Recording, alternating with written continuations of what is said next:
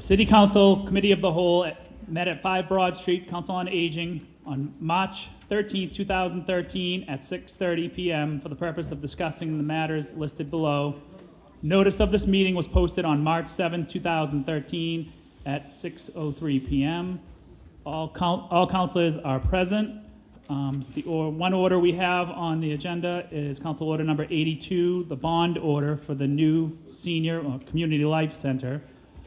Also in attendance, we have Mayor Driscoll, we have the city planner Lynn Duncan, we have former councilor and now Senator Lovely, and we have the developer, is it David Massey? David Sweetser.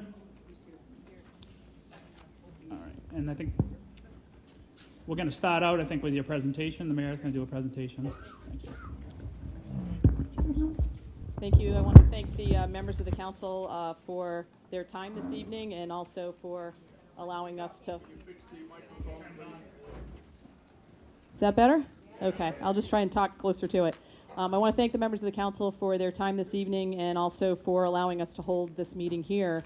I think it speaks probably louder than words to the reason we are all here this evening and the reason we need a new senior center. I want to point out two things. We're going to do a real brief presentation. I know that there are some new counselors who weren't here in 2009, and I thought it would be helpful to revisit some of the presentation that we made in 2009 when this site was selected and we as a community acted to move forward with it. And I also wanted to call your attention. Each of you should have a folder that includes a couple of things. The letter that we submitted to the council in January on this topic with the bonding schedule, proposed bonding schedule, a copy of that presentation from 2009 that went through all of the sites. You'll see a letter from GZA. As you recall, councilors who were here, we had 2 or 3 meetings with the licensed site professional from GZA, Geotechnical, who went through the conditions of that site, and the letter clearly indicates some of the condition of the site and how it will be remediated. There's also the PowerPoint presentation. There were several slides that the LSP, the licensed site professional from GZA, went through at that time. And the last thing you'll see is, well, 2 last things, is the LDA architects who did a reuse analysis of this site following the council's vote to approve moving forward with Boston and Bridge.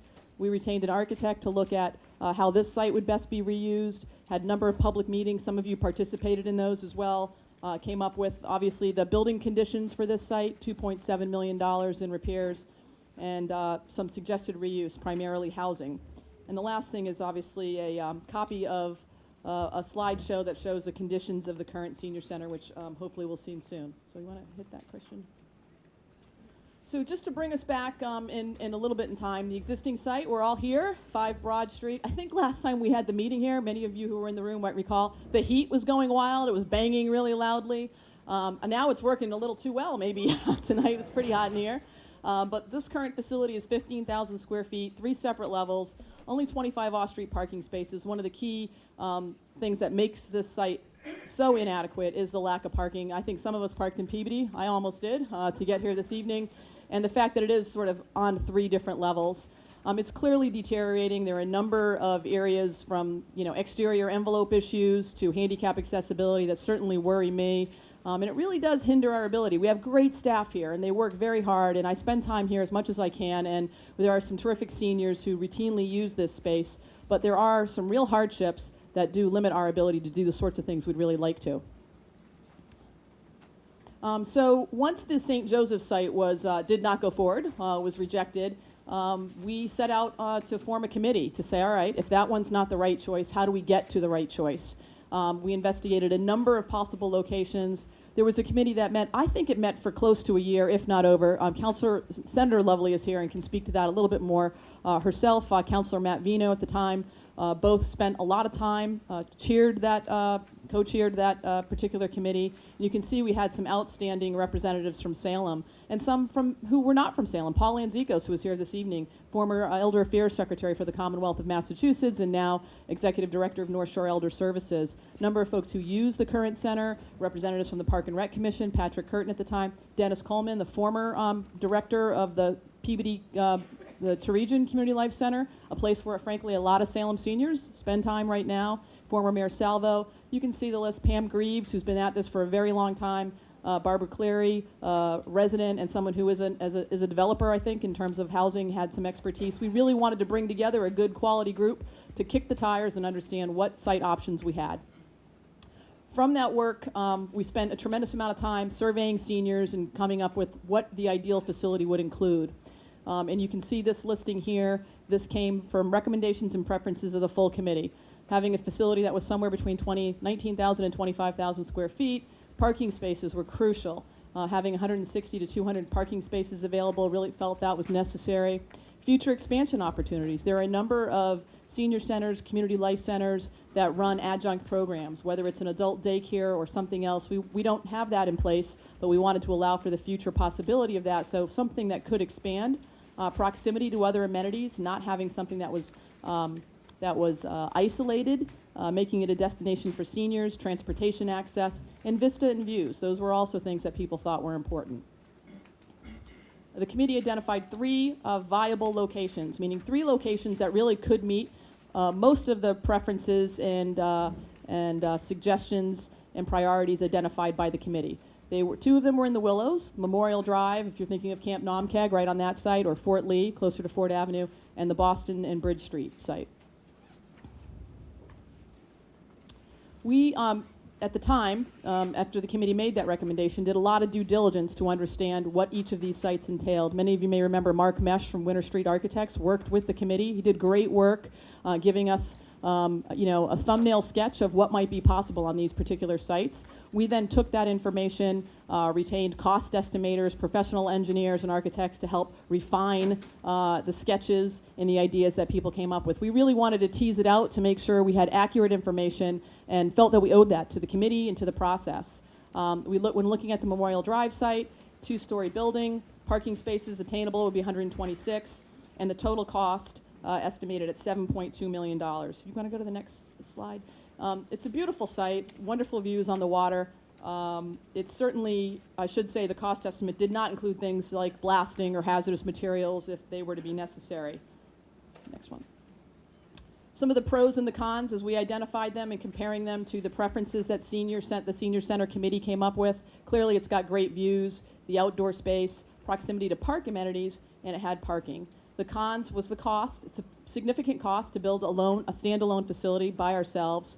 Potential for increased cost as well. It wasn't a solid number because you really don't know about the soil conditions, and the more we dig in Salem, the more we find that soil conditions are a real problem, whether you're in parks or in downtown settings.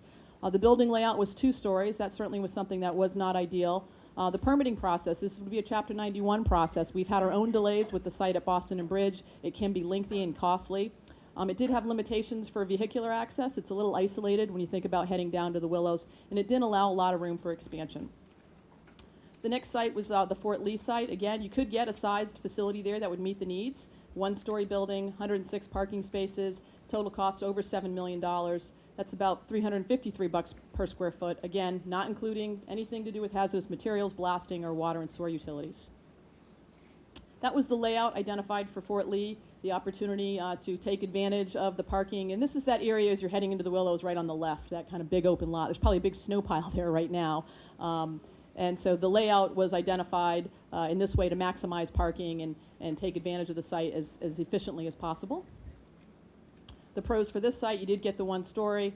The parking availability, it met some of the parking needs, the proximity to park amenities. Some of the cons are very similar to what you saw on the last site in terms of the cost, the access, room for expansion, et cetera. The Boston and Bridge Street site. Now we did go out for an RFP. That means a request for proposal seeking interested sites from developers. Boston and Bridge Street was the only proposal we received. It's a 20,000 square feet facility. It's a 1-story condominium, so it is not a standalone. It's part of a commercial building. The parking spaces on this site are in excess of 300. That should be in there. And the total cost is $4.9 million. Obviously the most affordable. And if we go to the next slide, there's a layout here. Now this is a revised layout that reflects their permitted project. As you can see, there's a fairly large buffer between the Federal Street neighborhood and the parking lot. It's a fairly green site in terms of the parking lot trying to maintain as much of a buffer given its proximity to the residential homes on Federal Street. The first floor, the senior center would essentially be this section right here. This section was proposed to be a fitness center. The fitness center has flown the coop, so to speak, and right now the first floor is proposed to be medical offices. The pros for this site, it clearly had the lowest fixed cost. It was a one-story building layout. The vehicular access, pedestrian access, it is a fairly central location, plenty of parking, but potential for future expansion. We do have the opportunity to expand in that first floor as part of our agreements, and then the proximity to amenities, things like pharmacy, the medical offices with the hospital being right up the road. The cons, it certainly doesn't have any of the views that the other two sites offer. Not a lot of outdoor space. There is a patio, I can tell you that, right off one of the entryways that has been included as part of the permitting process, and it is in a busier intersection. The trade-off between having central location is you end up being in busier space. So what we did back in 2009 when we were before the councils, we sort of put together a spreadsheet and said, let's compare and contrast the sites. And it certainly helped me in terms of making a recommendation to the council when you looked at all three of these sites, affordability being one key aspect of that. And I think I should mention that one of the reasons we're able to afford a new senior center at all, and even the original proposal going back to St. Joseph's, is because we're combining with another development that will bring in additional revenues. This particular site, being that fact that it's all commercial development, will bring in substantial revenues that will more than offset the debt cost. But the real hurdle with building a standalone facility is it doesn't bring in that tax revenue with it, meaning the debt service is very hard to afford for the city going forward. Some of the committee goals, other than providing scenic ocean views and outdoor space, Boston and Bridge Street met every major criteria. The ability to build, its affordability, the size and scope, the adequate parking spaces, all those things that we talked about previously are met on Boston and Bridge. Not to mention, obviously, we're cleaning up a corner that's vacant, that's been blighted, that's been like that for nearly 20 years since GTE Sylvania closed. We saw the buildings, and then we saw the buildings come down. But it really has been something that's been a problem, frankly. There are nuisances associated with dust and rodents and problems all the time with the weeds too high. And it's a key corner that we would love to see developed. You don't see that on this because it wasn't a committee goal, but it certainly is a heck of an addition to, as to why this makes a great site.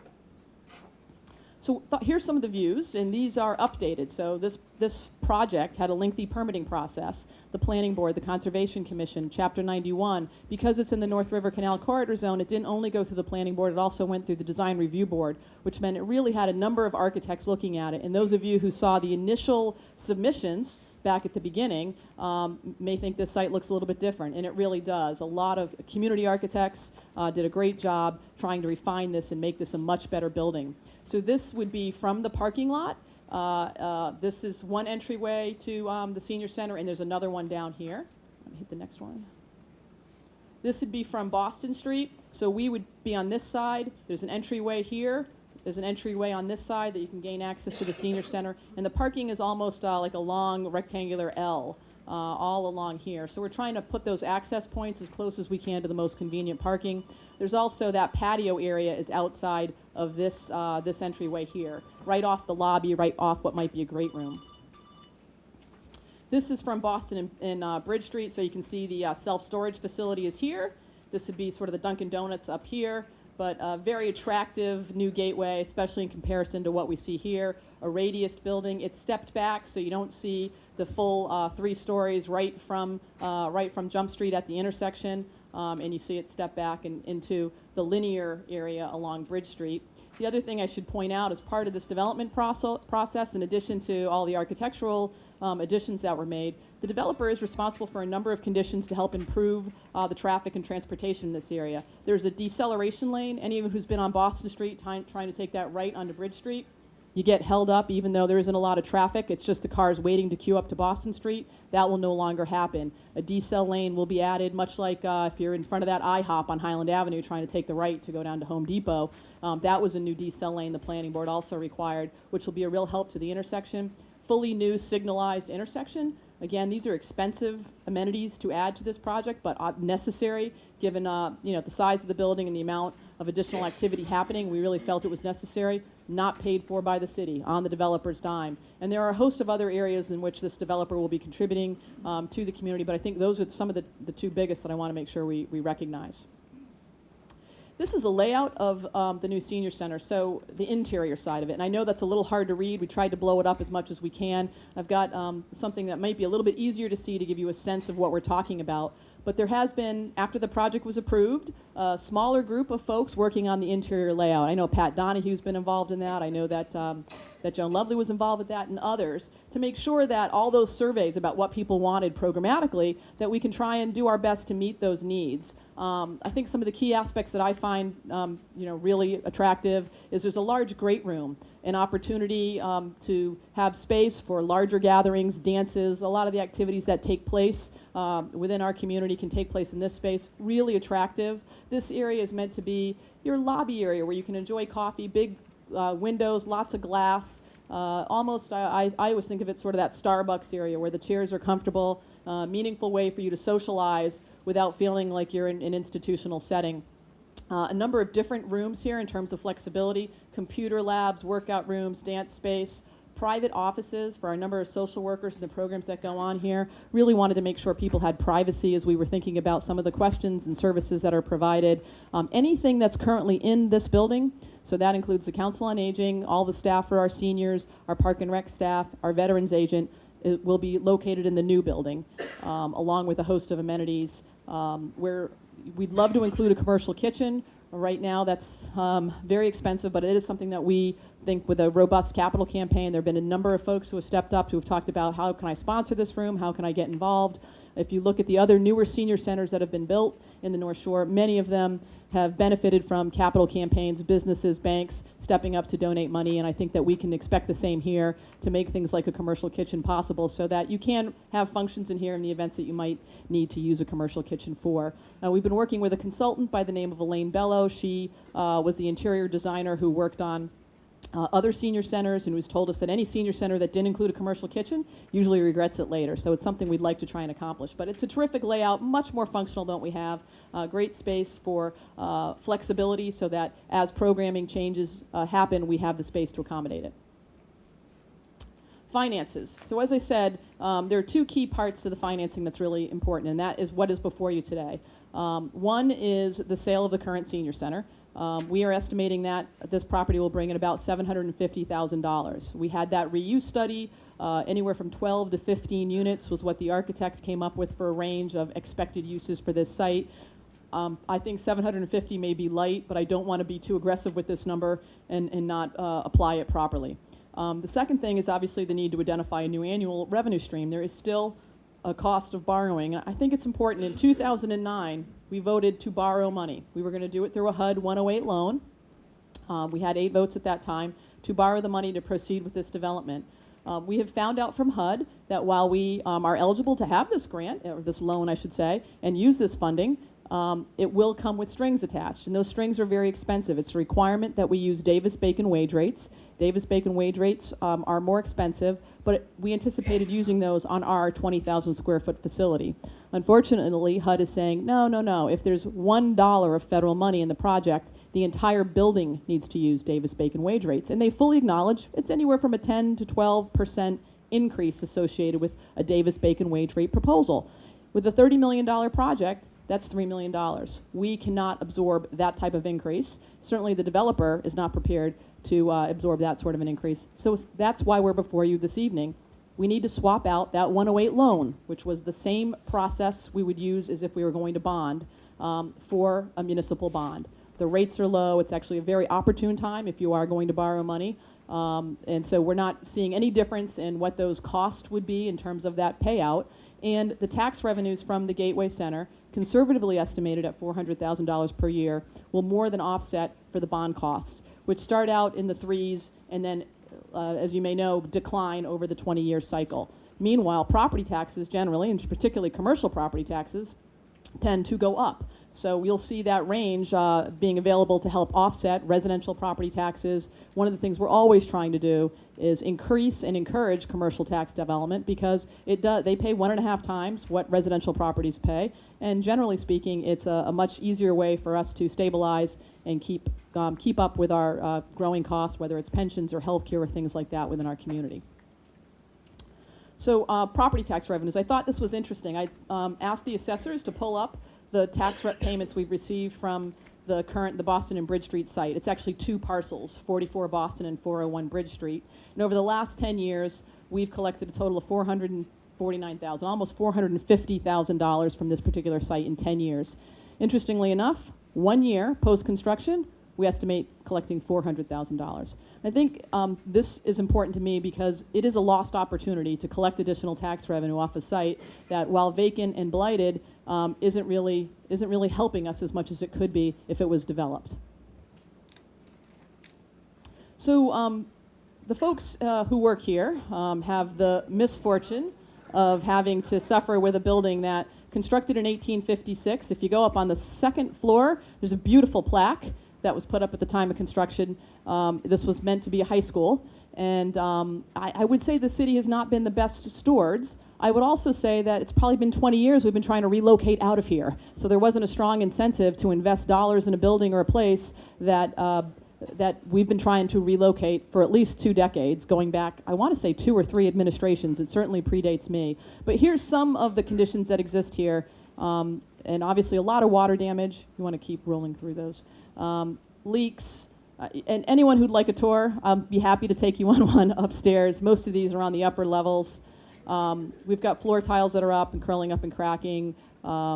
Leaks above stairwells. Definitely not exactly the best work environment. Windows. Nearly every window is really problematic. Keep going.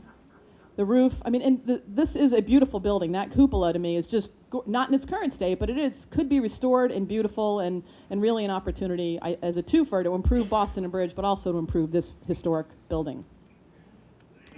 A lot of water damage. And so these are all the things that are very, very expensive. We can just keep rolling through that. The roofs, the exterior enveloping, soffits, things like that. The report that the architects did in 2010 in looking at this building pegged just the exterior core renovation work at $2.7 million. Many of you may recall during the debate about the senior center at St. Joe's, Deulius Brothers came by here and did some poking and prodding and came back and gave us an estimate of over $4 million to really redo everything. And I think that number, if anything, has gone up. So you'll see, it's just, I don't think anyone needs any convincing that this building isn't in great shape right now. From accessibility to exterior core, leaking, roof. It's very inefficient. We've got one thermostat for the entire, the entire square footage. The oil bill is a lovely thing that we'd prefer not to have. And one thing to note about the new building is we do have $160,000 from Dominion Energy Corp. Before they left. They ended up settling a case that provided $160,000 for us to put toward LEED certification for the new center. So we not only will have updated systems, but we will now have the most efficient systems possible so that we can achieve the highest LEED status. That not only helps us from an environmental perspective, but that's a cost saver on operation and maintenance costs going forward because we'll have more efficient energy, we'll have obviously bigger space, but the opportunity to have a much more efficient system. So one of the things I thought would be worthwhile is to whet your appetite a little bit for what a new senior center could look like. In Laurel, Beltsville, Maryland, they recently constructed a new senior center. Now I want to say 2 things. Well, let this play first because it's really quick and I think it's a nice layout and similar to what we're looking to do. This is their great room. Everyone looks happy, don't they? They have a snack bar. This is off of the Maryland website, just showing us the new building. It's not, I don't know why they did it, but I thought it was useful. They have an outdoor patio. We certainly will as well.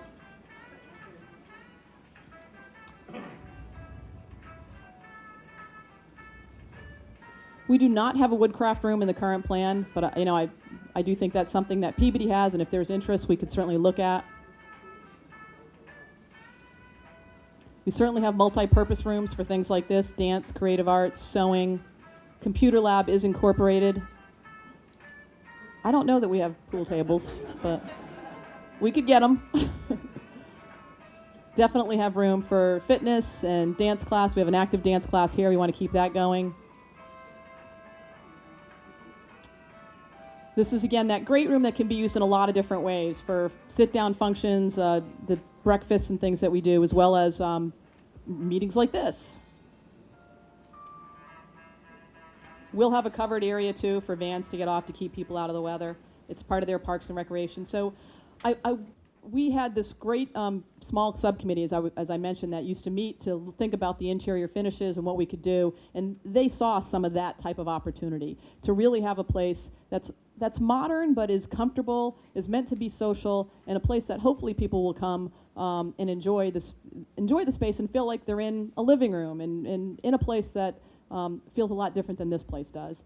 Now, this space, I want to say for full disclosure, is 23,000 square feet, so it's 3,000 square feet bigger than ours, and they have some amenities. Like I said, I don't think we've incorporated a wood room, and nothing is final in terms of what some of those interior spaces could be used as, but there's a pretty good idea from the committee that's been working on it in relation to what seniors expected. So a yes vote. A yes vote means a few things. A new state-of-the-art senior center that meets not only the current generation but future generations. It's a key entrance corridor. It's been vacant and overgrown. We'll be able to improve that area. The remediation of the current site. It is a site that is in need of remediation. It's not easy to do. We have a public-private partnership to do it, and it would certainly rid a neighborhood nuisance there. $400,000 in new taxes. That's going to help offset the bond. Upgrades to improve the safety and traffic at that intersection, again, paid by the developer. We've got the $160,000 from Dominion to make sure it's an energy-efficient building. The renovation and rehab of this building will occur, which I think is a big plus, not only to this neighborhood, but to the building itself. We tend to like historic buildings in Salem. And then there are jobs associated with this. New construction, $30 million project, not only the building trades, but architects, engineers, and the like. And I think that's important. A no vote means no state-of-the-art facility. No new commercial development on Boston and Bridge. Make no bones about it, without us, that project does not go forward. No new traffic upgrades at that intersection. Obviously no new commercial tax revenues. The worst, maybe, of all of those things is we don't repair this building, because I don't know where we'd come up with the multiple millions of dollars we'll need to repair this building if we don't have any new revenues coming in from any other site. No new jobs with the construction, no new jobs with the renovation.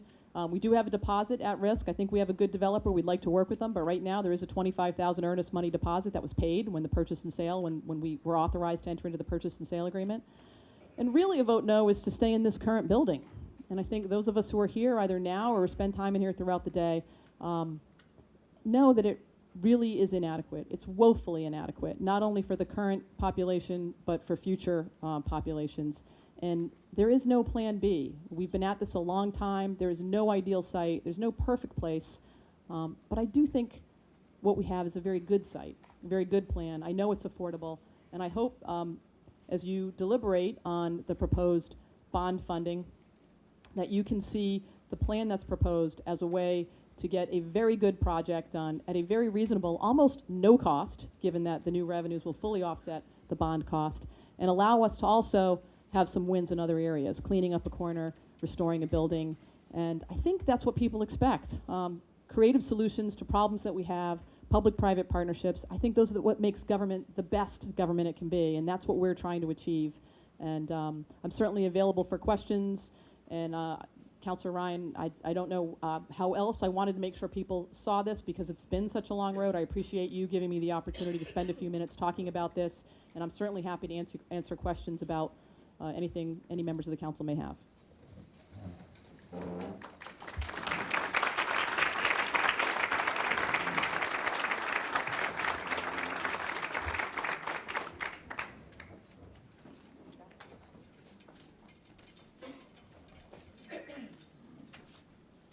Somebody has a Honda parked out here, license plate 721 Frank Larry 7. It's in a private spot. I don't know, it might be gray. They're not sure of the color. I don't know. They already got it? Okay.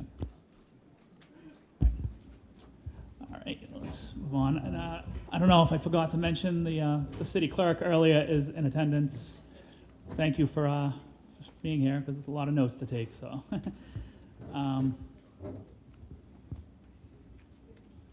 All right, Councilor O'Keefe wants me to remind everybody to shut off their pages and cell phones, or as he says it, extinguish your cell phones. All right, so we'll go. Thank you, Mayor, for the presentation. If you want to stay there, if any councilors have any questions on this side and that side, turn on your mic when you go to speak. Councilor McCarthy?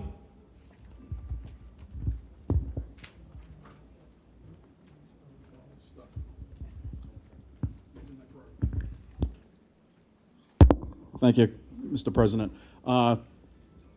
Mayor, could you just touch on a couple things real quick? I mean, I know we're here to talk about financing, and a question has come up, so to speak. When do we write the check?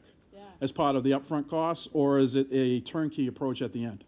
It's a turnkey approach. We did put a $25,000 deposit down when we executed the purchase and sale agreement, but we will not be responsible for the balance of the $4.9 million and change until the project is actually completed. And it's roughly a 12 to 15 month construction timetable is what the developer is anticipating. So much like when you buy a new home, or if you're constructing a new home, you give a deposit and then you pay the rest after you do your walkthrough and it's delivered in a manner that meets your satisfaction. Thank you. One part of what we have in front of us is we don't have the condo agreement, and I was just wondering if you could just touch on it of how are we going to be paying condo fees, and are there going to be any in-kind expenses that we're going to incur as a city due to this development? So the reason you don't have the condo agreement is there are no condo agreements yet. It's not constructed, so they haven't even been drafted. What we did discuss in 2009, and I think agreed to, is that we would not be paying any condo fees. That we have a building now, we have our own custodial staff, we take care of a lot of these issues ourselves that typically might relate to a condo fee, and we are not going to be paying that.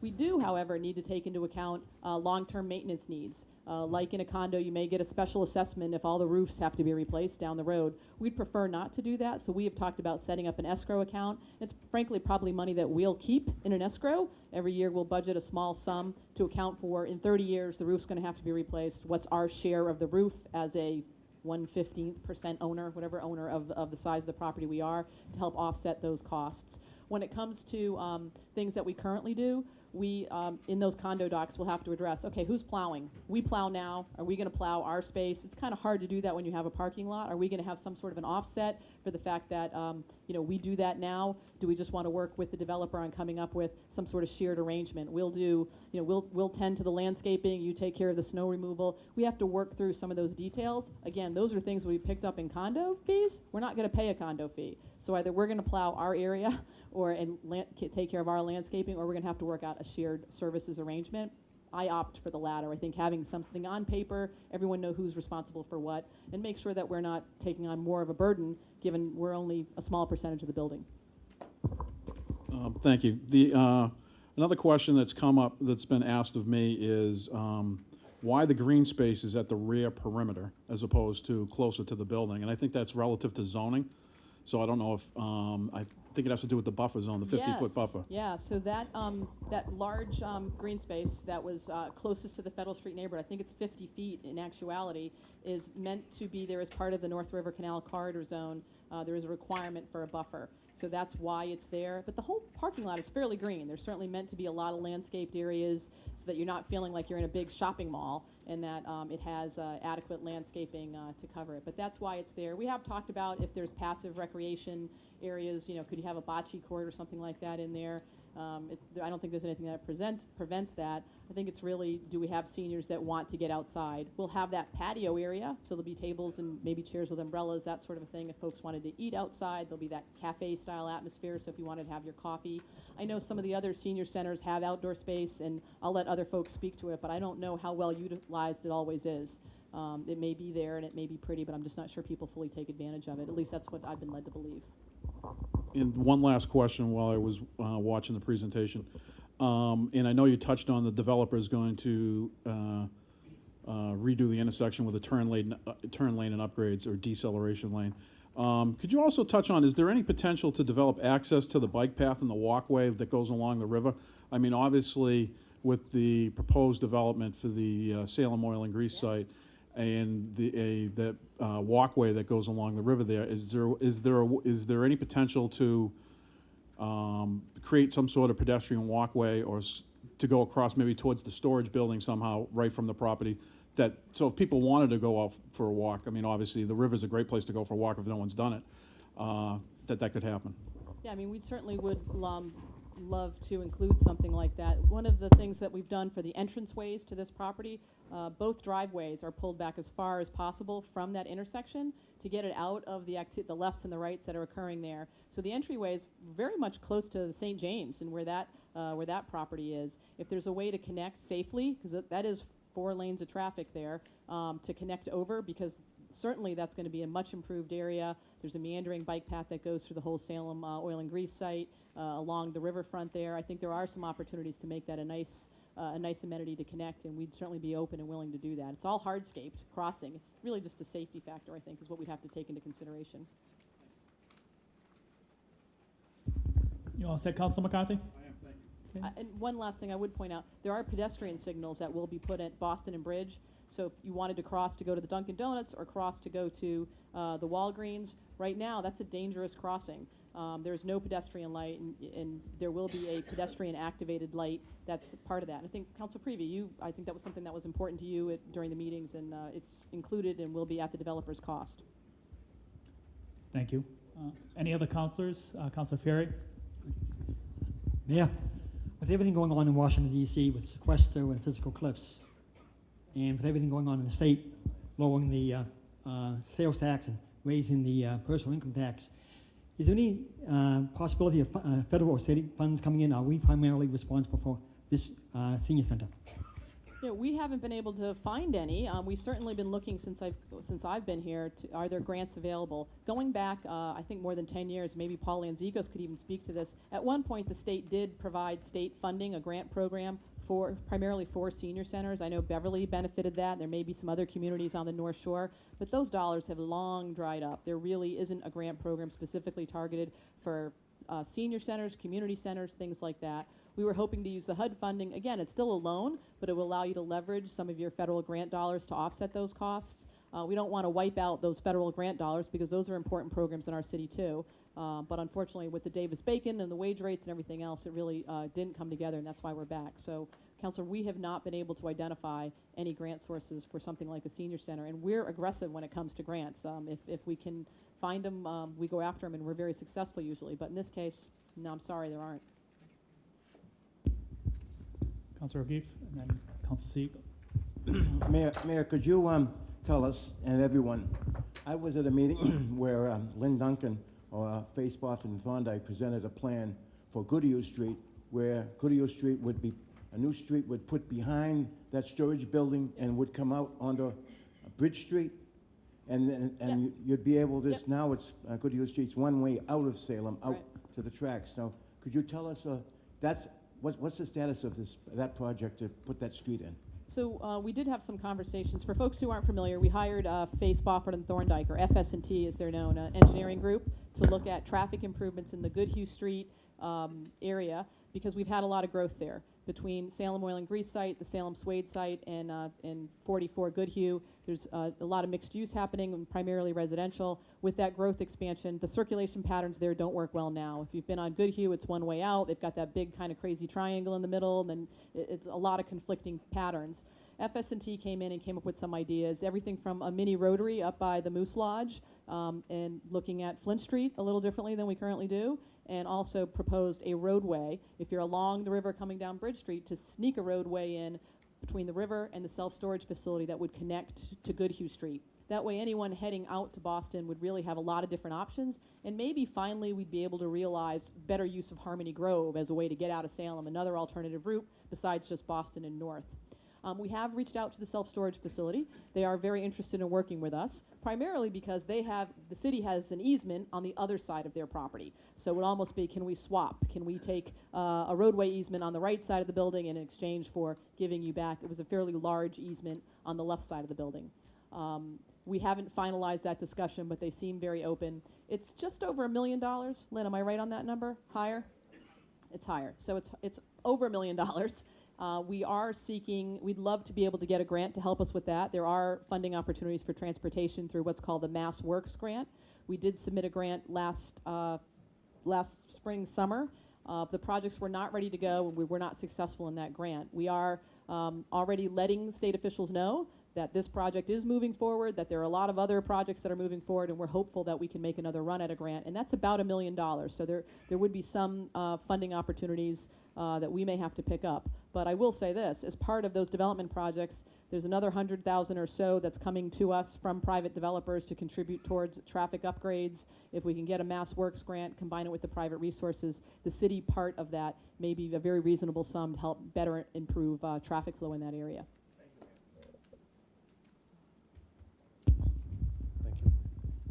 Thank you for your presentation, Mayor.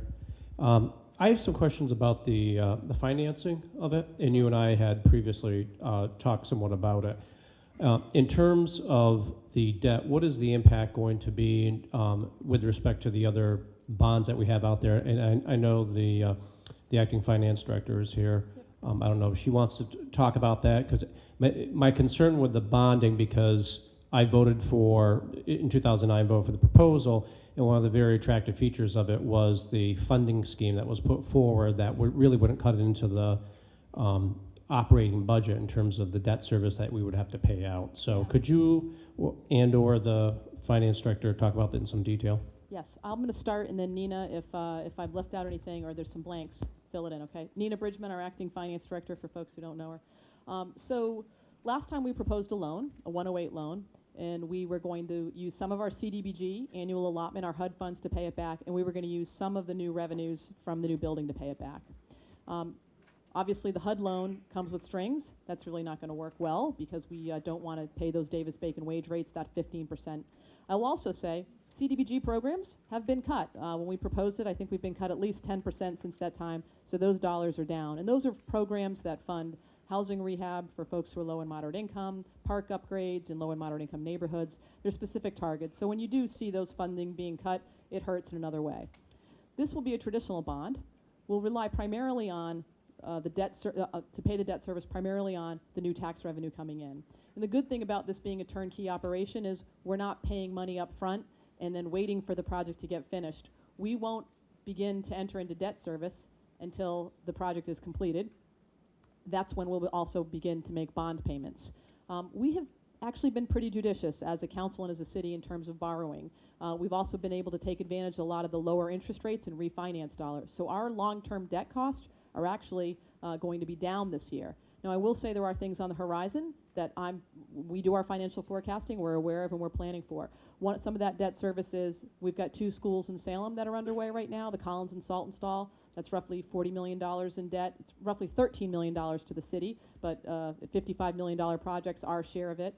We've got the debt from the North Shore Voc and the Essex Aggie project that's coming together. Salem pays about 20% of that debt cost, so that's not an insignificant number. In its high part, it'll be around $400,000. We'll start to see some lower numbers in this fiscal year 14's budget. Other than that, we've been fairly judicious in not going out with big bonded debt service. It's still always tough to balance budgets. That's what makes this project so attractive, is when the new debt service comes in, we'll have new tax revenue to offset it. Nina, do you want to add anything else? Please feel free to come on up here and use this so they can hear you. Not to put you on the spot or anything. I think you've covered pretty much everything, but I just want to reiterate that the interest costs are really at an all-time low, so now is really a good time to be bonding for this project. Our 24 operating budget, which you'll be getting in a couple months, as the mayor alluded to, is our debt service costs are going to be down about $2 million, so we can afford to bond for this project. As she also said, too, we are actually picking up the new debt costs, the short-term debt for the new vocational center, but overall our debt costs are going down. So, like I said, and now is a good time with the interest rates the way they are to be bonding. Do we have any current debts or bonds that are coming close to completion? We do. There's a couple that are actually coming off. Some of the old Bates projects that are coming off. Old school projects, there's a lot of them that are coming off. And that's why we've gone down about $2 million, also because of refinancing. We just did a major refinancing. In fact, in FY13, we just saved $754,000 because we refinanced because of the rates. And so now is a really good time, if you're going to refinance, to do it, because we saved significant money this year. Again, we'll be down to $2 million next year, so it's a good time to be doing it. Thank you. You're welcome. The spreadsheet that was included with the letter to the council has the interest rate of 4.5%. By the way, we've been seeing rates scarily low, under 3, in some of our long-term debt. So I'm trying not to be too aggressive with the numbers. Both the $750 for this. Remember, we intend to buy down $750,000 of the debt. from the proceeds of this building.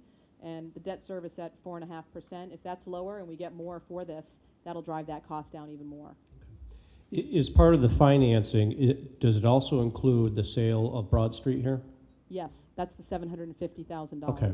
And if Broad Street doesn't sell, either the council doesn't vote to sell it, or it goes the council does vote for it and goes on the market and we don't get that. Then we would have to increase the debt service to cover the full 4.9. So the 4.9 anticipates $750,000 coming off almost right away, because we would try and time the sale of this property with our entry into the new property.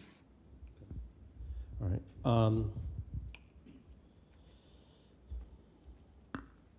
With respect to, I know Councilor McCarthy had asked a question about condo fees, and I was concerned about it, and I remember it was brought up in 2009. My concern is in terms of sharing the property, because that's essentially what we're doing. We're occupying someone else's property as part of the condo that we have there. What kind of agreement is the city going to sit down and memorialize with the developer to make sure that we have rights to the property? Because one of the concerns I have is obviously entering into this public partnership, and then later on down the road, if the developer decides to alter the agreement, or there becomes a problem, or the developer even sells to someone else who wants to enter into an agreement. What kind of agreement, and also what kind, is this a perpetual agreement that's going to be signed, or is it a term agreement? So those are some things that I'm a little bit concerned about that. I don't know if you have the details, Joe. I don't have all the details, and as you may recall, I believe we, at the last approval of this, we agreed that we would come back to the council with the full condominium documents once they were created. And they're just not created because the condominium isn't created, the building doesn't exist. But it would work in a very similar manner to how other condominium documents work. Anyone who is an owner has an interest in the property. We'd have whatever percentage interest we have compared to everybody else. Are there going to be other condos? Is the developer primarily going to keep the rest of the building? At this point, the other first floor user is a tenant, is leasing from the developer, so it would be us, and the rest of the space would be owned by one entity. But you are correct. I want to make sure we're prepared if the current developer sells, who we have good relations with and wants to work with us, to somebody who's less willing to do that, and or how many other owners are there going to be in a building. So condo documents tend to rely on percentage interest and setting them up in a way that makes sure there's fairness and equity based on the usage. To be honest with you, we're going to be an active user in this site. We're probably going to use, more of the parking. You think about a public space, offices are there during the day. They're usually not used at night. We're not that type of facility. We're going to be a little bit longer. So I want to make sure our interests are protected, that we're not looking to be restrained down the road if somebody else is in place. But we will be happy to bring those condominium documents back to the council once they're drafted so that we can approve those. That was something we agreed to, I believe, in 2009, and we can certainly do it again.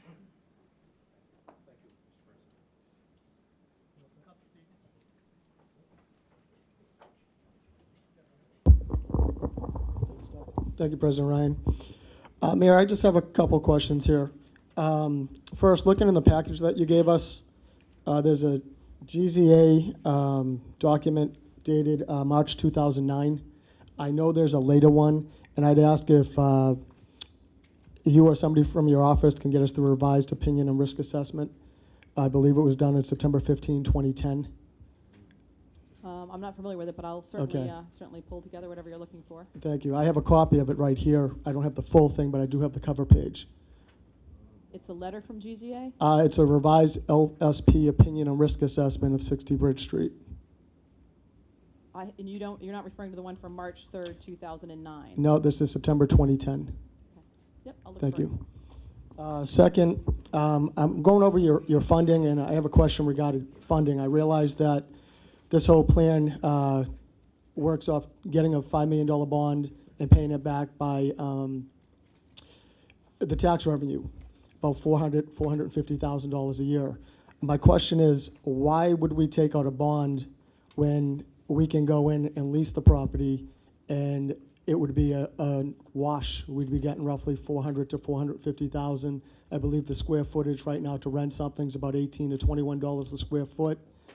You're probably talking, a wash. That way we have no risk associated with if there's problems with the land in the future, or, the developer goes belly up. I would hope it doesn't. But just it takes all the risk out of it for the city of Salem, and we also wouldn't have to go out and bond for $5 million. Yeah, the reason we went out with an ownership is, and this is something I think the council goes back and forth with when we've looked at City Hall Annex and what we should do next for 120 Washington Street. People say we need to own our building. It's time. We don't want to be a tenant just paying rent and not ever gaining any equity in space. That was the feeling with respect to this property back in 2009. The ability to go out and lease means we'd have to go through a whole new RFP process, open that process up, specifically state a lease, and we were not prepared to do that. I don't know if the developer would be prepared to go forward if we were just a lease as opposed to sort of buying out our space. But that's a whole new procurement process, a whole different type of, as you know, interest in property. And at this point, we'd propose to own it. I think people feel like there's a comfort in knowing that we're going to own the building, that we can be there long term, and that after 20 years, it's ours, and that we aren't paying, 20 years may seem like a long time, but it goes by pretty quickly, and then we'd own it outright and not continuing to have to invest $500,000. And it never stays at that number, by the way. I mean, rents tend to go up accordance with CPI, and a full built-out space for us and to be able to own it seems like it was very beneficial at the time. Thank you. I understand what you're saying, but rents do go up, but we're also getting the tax revenue based off the tax rate off the square footage, and our tax rate goes up every year, so I think that would go hand in hand. I think it would just be a zero net itself out every year. Thank you for that. Counselor, I would say in this regard, though, we expect 400,000 to be low. So if our debt service is actually going down and our taxes are going up, that means we have dollars to put towards stabilizing our residential property taxes. Sure. That helps keep homeowners' bills lower from going up. I So there's understand. Just to have it be a wash is not as big a gain as paying a small fee or a small sum and having the tax revenue exceed it. Well, I understand that, Mayor. I'm just concerned if things don't work out in this property, we're stuck with a $5 million piece of a property, which if things go south, we're stuck. And I think as protecting the taxpayers of Salem is something we should look at. With that said, I had one last question. You said there was one other tenant that's potentially going to go into this property. Yep. Okay. Is there anything else on the horizon? I mean, it's been 3 years and we've got one potential tenant. Maybe I should ask the builder that. Yeah, I know they've had Okay. a lot of interest, and there's been strong interest in places Okay. that would dovetail with the senior center, adult daycare facilities and Okay. things like that. But I don't know that they have anybody really signed up, and certainly we can pose that question to Okay. Mr. Sweetser. Thank you very much. Any other counselors have any questions? Yeah, well, any other counselors before? None? Okay, Council McCarthy? Thank you, Mr. President. Through you to the mayor. One follow-up question that Councilor Prevey brought up. If the sale of this property doesn't materialize, the current facility we're in, whether it's the will of the council isn't to sell it, or if we put it out for an RFP and the monies that people are willing to spend for it don't come back in the anticipated and it doesn't work out, is there still, can we still absorb the lost revenue into the bond Yeah. and still make it materialize? I mean, could we offset that with some free cash for the first couple of years? Because when I look at the spreadsheet with regard to the debt service, I mean, it looks tight with the anticipated revenue from the building in the first 3 to 5 years, but after that, it would seem even with the $750,000 in the bond, would be able to absorb that. Obviously, that might materialize into a longer bond or into less available revenue to offset property taxes. But it seems like even if the sale of this building didn't go through, it would still be the most feasibly economic solution. Very affordable. I mean, we could look at restructuring it different ways. From what I'm picking up is that this building at 750 is light, to be honest with you. It's a strong market, a housing market in and of the proximities of downtown Salem. It could be a beautifully adaptively reused residential setting. There's ample parking for 12 units here, and those are the sorts of things that usually make for a very nice resale. And as I recall, there was substantial developer interest during the process with LDA, the architectural team who looked at this. So I don't anticipate there not being interest or that it won't be at least at 750. At one point, we were talking about $1 million for this site. Again, I'm not trying to be overly aggressive with the numbers, but we're not anticipating that's going to be a problem. That's it. Council Sergeant? Thank you, Mr. President. Madam Mayor, one of the concerns I had, of course, was pollution with this site, and especially after the drugstore across the street about 100 feet away had a serious pollution issue. And after having been approved and put through all the processes and all the meetings and being approved by the experts, about a year after construction, some liquid chemicals were bubbling up through the hot top. Now, if being only that far away, and not just dirt pollution being groundwater, with the rising and falling water table there from having been filled land and having been part of the North River way back when in Blubber Hollow, what would be our portion of the liability should such a situation happen on this site? Well, under the mass contingency plan with the MCP, you go back to the responsible party. We are not a responsible party. We're a good faith purchaser, meaning that we are not responsible for the contamination or the hazards being on site. That's where the first line of responsibility falls. I will say that, as you recall, when GZA was here, the consultants were here, they really felt like they've gone above and beyond with borings and site testing and everything that they felt in terms of due diligence to have a firm grip on what's happened at that site. There's also a pretty well-known history of how that site was used, and their plans to address that in terms of how they'll remediate it, how they'll cap it, and how DEP will enable them to move forward. But seeing, as a condo owner, as a renter, we wouldn't be responsible, but I feel as a condo owner, we'd be responsible for the percentage of our ownership. Well, as in, generally residential speaking, condo. when it comes to cleaning up hazardous materials, you go back to the responsible party for where the hazards emanated from, whether it's lead mills going back to the old lead shop or certainly areas that have been cleaned up. The responsible party is where those hazardous chemicals emanated from. We will be a part owner of a building. A very small percentage of that building will be owned by the city of Salem, but we would not be the responsible party for those sites, for any hazardous materials that would show themselves in a latent manner.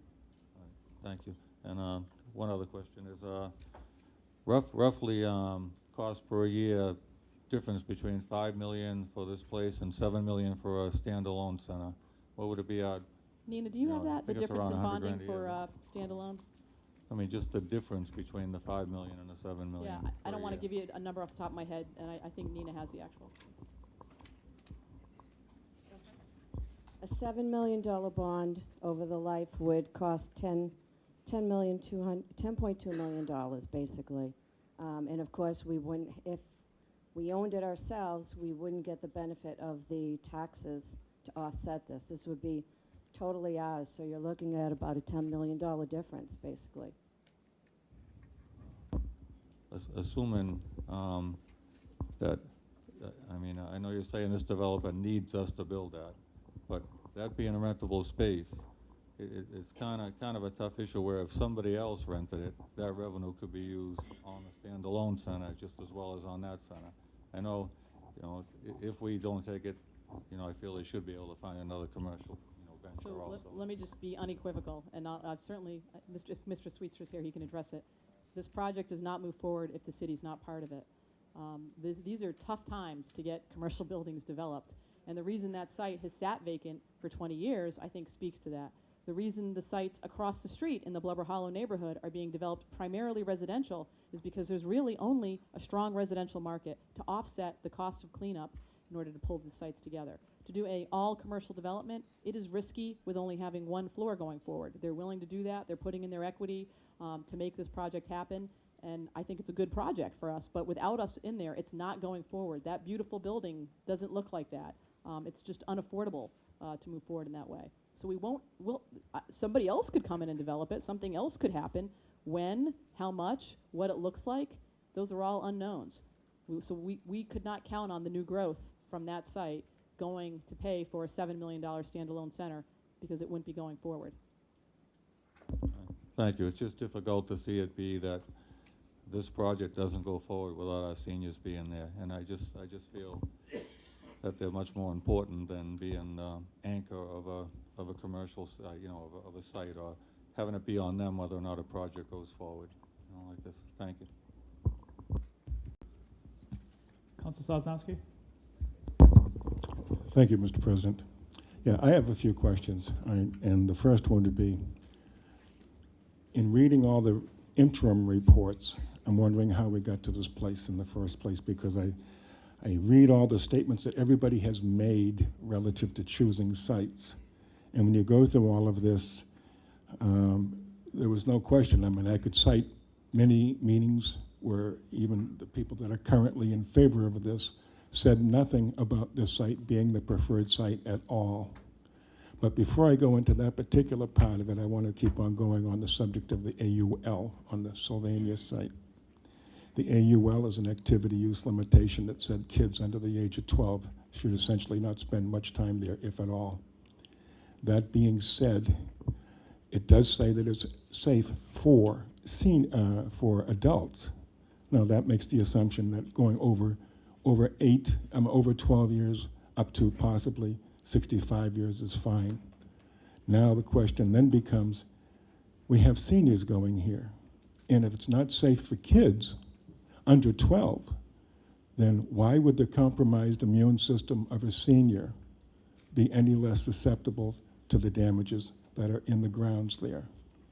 That being said, with the history of what happened when an LSP tried to protect the Walgreens site next door, in the very next year it failed, all right? I have serious reservations about that, because from my point of view, I know that spot intimately well here. That being said, my mother worked there. She died from the poisons that were in there. It's called borreliosis. My whole family has lived in this city for 4 generations. I know about this city. I'm not just someone that just come here just recently. That being said, I would never, ever put a senior there, regardless of whether or not it is a great opportunity. Because all of the really nice things that have just been said about designing a senior center with all these things, oh, I totally agree with. Absolutely couldn't agree anymore. And when the comparison is made between what we're currently in right now or a new facility, it's a no-brainer. Of course a new facility is what all the people want. And there is nobody here that doesn't want that. As far as the site itself is concerned, I'd like to see it developed, all right? But I got to tell you, I think that 50-foot buffer in the back, I mean, I talked with Harry Gunderson, the architect in the back there, that 50-foot buffer has been the detriment of a lot of things that could have been in there by now as we speak. And maybe that's something that this council needs to readdress as far as the NRC zoning piece is concerned, because that has killed a lot of viable projects that could have gone there. I'm a little bothered, getting back on subject here. If you really read the minutes of all the meetings that were held prior to the final report, everybody preferred to have a different site. And I understand that that was not the point.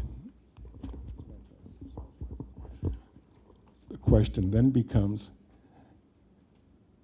financing, obviously, because all throughout these meetings, everybody mentioned that we cannot lose track of financing.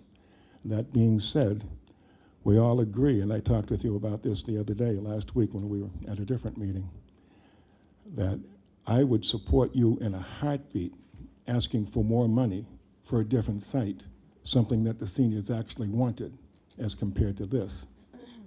All right, obviously we disagree with that. That being said, how do you finance that? Well, my feeling here is very simply, I don't know why this project will not go forward if we're not participating in it. That doesn't make any sense to me. If it's such a great site, do I understand the difference between residential and business incentives? Of course I do, right? Naturally, that's what's been going on recently. Residents. I mean, it's becoming ridiculous almost. The funding of the site would then go to the point of every year we have about a 2.5% levy increase. Is that correct, Nina? Are we almost at 2.5% on our levies every year? Additional taxes coming in? Right. We're at about 134 million this year. Did you say you wanted an override, Counselor? Excuse me? No, I'm not saying that necessarily, but quite honestly, if it meant that we could fund the proper place, I would consider that, because I got to tell you, I am not in favor of increasing taxes. I've never been voting for this. However, my question then becomes, I would like to see the spot developed. I would like to see the taxes come into it, not as a senior center, but just developed on a commercial basis. Then, even if we didn't have any revenues from it, the site down the Willows, according to Mr. Lanzikis, who had a conversation with a Tony somebody, I can't remember the name right now, but it was a facilities renter who said that there'd be significant revenues generated at that, and I can quote him if I need to. But getting even past that, I want to get back to the tax levy. I think we're currently at 134 million, roughly. Next year, I anticipate we're going to be going close to the tax limit, which would be 2.5% more, which would be $3.7 million. Is that correct, roughly? Okay. Do we all agree that the seniors are 8,000 strong? Yes, I think we do. Okay. Why then can't we get 20% of that tax levy and finance the proper site, period? Because in itself, if the seniors represent 20% of the new taxes, all right, or the population, then they should, by that virtue alone, be able to finance a site where they've actually wanted it to be. Because based on the reports that I have, all right, this was a consensus-driven approach, and it was supposed to have been done on that basis, and they spoke very clearly that that's where they wanted it. As a matter of fact, I think it was Councilor Vino that said it rises to the top of the list, any of the sites down there. So as far as funding is concerned, that's what I'm looking to try to do. And I told you before, even if it's a late file, I wouldn't even object to a late file. Come ask me for the proper funding for the proper place, and you'll get my vote in a heartbeat. But based on all these other pieces that are all part of the puzzle, and it's a complicated puzzle, of course, I cannot, in good faith, do this because of the dangers to the seniors that are down there, not at this site. And I need to also, at this point, I need to pretty much quote Kay Walsh, who was absolutely right, and she said, let's not have any more studies. She had a great letter, fabulous letter. Some of the component pieces I didn't necessarily agree with, but enough is enough. Let's get it done, let's do it the right place, all right? And I think we have the funding that way. Thank you. So, Councilor, let me address a couple items that you mentioned, and I'll try and be brief. A lot of the environmental issues, we had at least 2 or 3 meetings, so I don't want to go toe-to-toe on these environmental issues because the GZA and the licensed site professional and the experts and the engineers we spent, and those of councilors who were here can recall a long time reviewing things to make sure people were comfortable. But to put in perspective, we do have the letter that's in your packet that talks about the fact that adults and children who use the proposed facility may do so without risk to their health, safety, or welfare. We have in Salem a number of sites with AULs on them. We have 336 waste sites within 8 square miles within our community, 86 sites with AULs. It is a brownfield site, but half of the city of Salem is brownfields. You're in a heavy manufacturing industrial area. It does not mean that it cannot be used in the manner in which it's being proposed, and that is not safe. That's completely false, and we covered that in a great detail when experts were here. And we were hoping we weren't going to reopen the whole debate about where is the best location, because there is no best location for a senior center. One person's idea of what's great is another person's idea of what's not so terrific. We do have an opportunity to actually build one. I find it completely interesting that you think the idea of a Prop 2.5 override or coming in with something that is substantially more expensive, $10 million all on our own, is something that you'd entertain, considering we couldn't get a majority of the council to put the CPA on the ballot, which was a 1.5% override with a $100,000 exemption. Now we're ready to vote for a $7.5 million project without any funding source to offset the debt cost. I don't have that luxury. When I take the oath of office, I tell people I'm going to do my best for the entire city of Salem. When you ask someone for your vote, and all of us do that every election, you're essentially asking for their wallet and their trust. I know this budget probably about as good as anyone in this room. We have done our best to professionalize finances. We win awards for Distinguished Budget Awards, for financial forecasting, for being smart about how we utilize the resources that everyone in this room pays us. You know what those budgets look like. You barely cut anything out of them because we think we do such a good job of cutting it before you see it. And still, taxes rise in Salem. So to think that we're going to go forward with a project in a place that you prefer, Councilor Sosnowski, that we would own all the debt at a substantially higher cost without identifiable way to pay for it, to me, sounds like someone who's not in touch with the budgetary realities that we're facing. Pension costs rising in double-digit figures.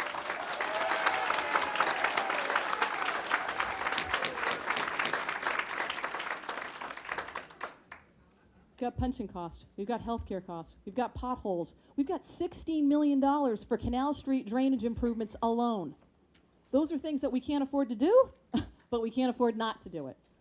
So forgive me, when we have an opportunity to get out of this building, which is falling apart, and build a brand new, beautiful, state-of-the-art senior center on a corner that's desolate and providing barely nothing in tax revenue, and change that dynamic so that it actually pays for itself, I'm not only putting my hand up, I'm running to that. We have a full committee that spent a lot of time, and I'm not going to address this, the committee, why are we here, because there are lots of committee members here who can address that. This site meets every one of the key criteria. It's a good project. You want to do something? Vote yes. I know it's not your ideal site. I know it's not your #1 choice.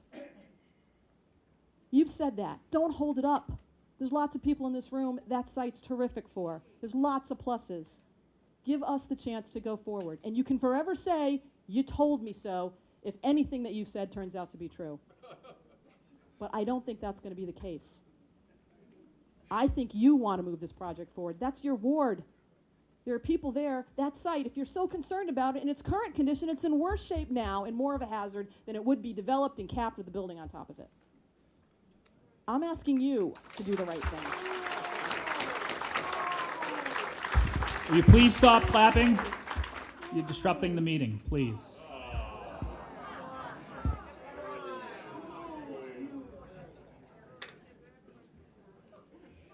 I'm done.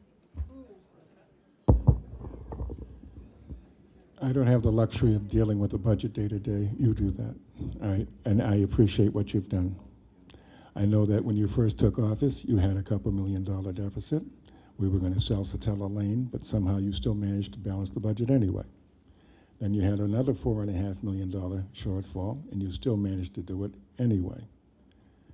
Even in part of that, we didn't know the mechanics behind it, other than the fact of what you have already said. And what you've said is true. You have contract negotiations that are killing you. Health insurance costs are killing you. Retiring costs that are killing you. No question. And I applaud you for your ability to do what you're doing. That being said, I would ask you to use those same talents to find the funding for the place that it's not just that I want, and it's not because I want it. It's because that was the end result of the committee who found the site, not because I did.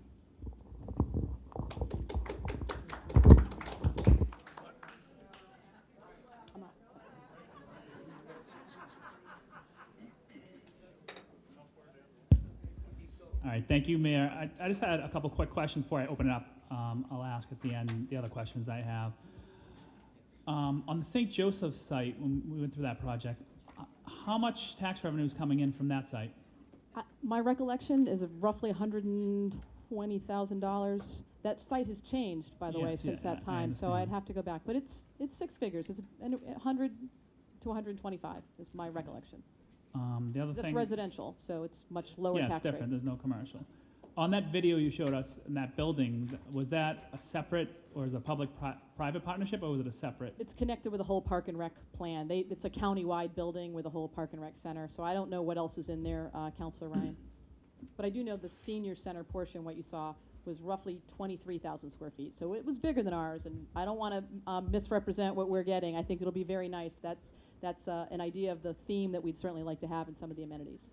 All right, thank you. And then the other question, last question I had was, back in 2009, why did you choose to bond through the HUD instead of doing the regular bonding right now? You had the votes back then. Why didn't you do that? Believe me, I'm asking myself that same question. So we actually envisioned using the HUD 108 loan.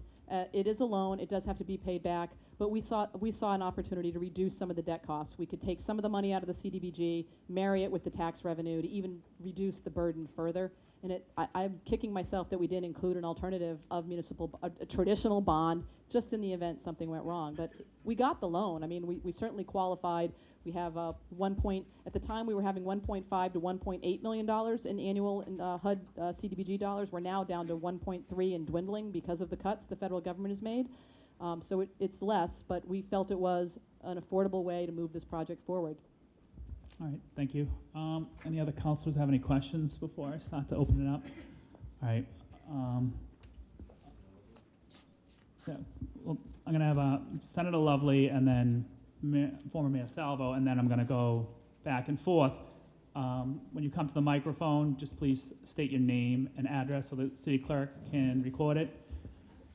Thank you, Councilor. Thank you, Mr. President. No, Senator Lovely. you can call me. Can everybody hear me okay? I want to make sure. No? All right. I gotta. How about now? Is that better? Yes? Okay. I'll talk right into this. Okay. Just point of disclosure. I'm not here as Senator Lovely tonight. I checked that hat at the door. I'm actually here as a member of the committee that sat and met for a year and a half on the site selection. And I will be brief. As brief as I can be. I just want to give you a quick little history, though. The committee, as most of you know, those who were sitting at the council at the time, back in 2007, was formed as a part of a council order that Councilor Fury brought in after the senior center proposal at St. Joe's was turned down, a 6-5 vote. I was an opponent of that particular location. Mainly, and the main reason for me was the lack of parking. So Councilor Fury brought in this order. A committee was put together of both opponents and proponents of the St. Joe's site.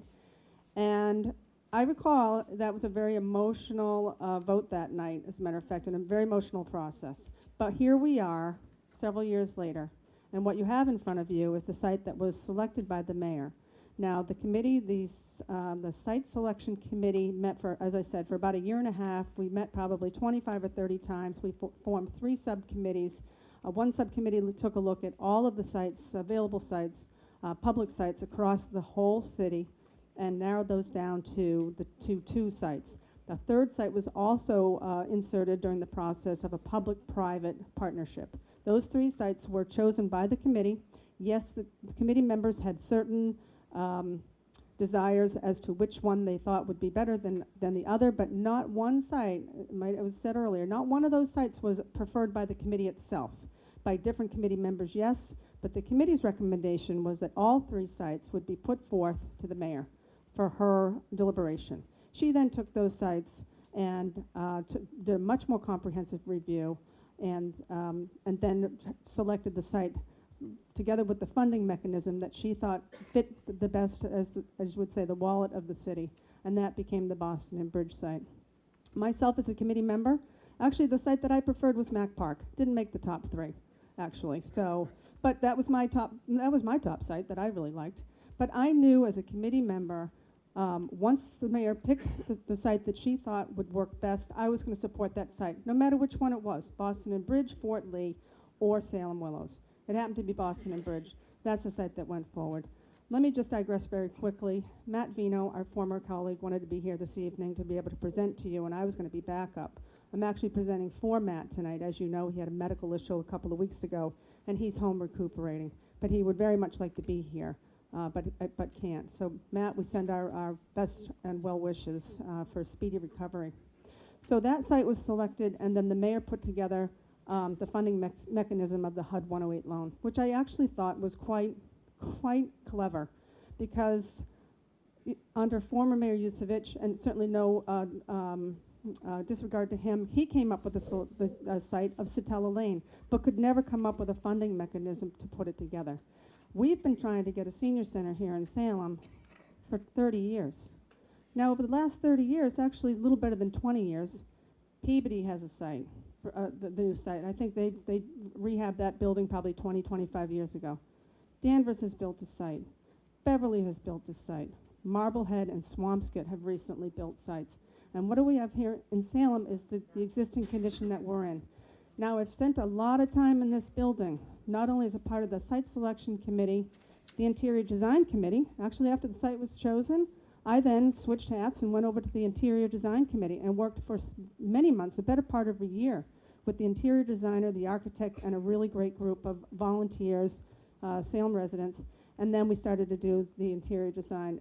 This building, when I saw that video, I said, I feel like I'm looking at what we designed. It's going to be absolutely beautiful. So I've spent a lot of time in this building, not only with that committee, I was also the council liaison to the Council on Aging Board of Directors. I've seen a lot of seniors in here, but you know what? Guess where I'm seeing the seniors now? Now I'll put my senator hat on. I've spent a lot of time over in Peabody, Beverly, and Danvers in their senior centers, and guess where our Salem seniors are? They're over there, because those locations, those senior centers are so beautiful and so state-of-the-art, and if you haven't been in them, you should go.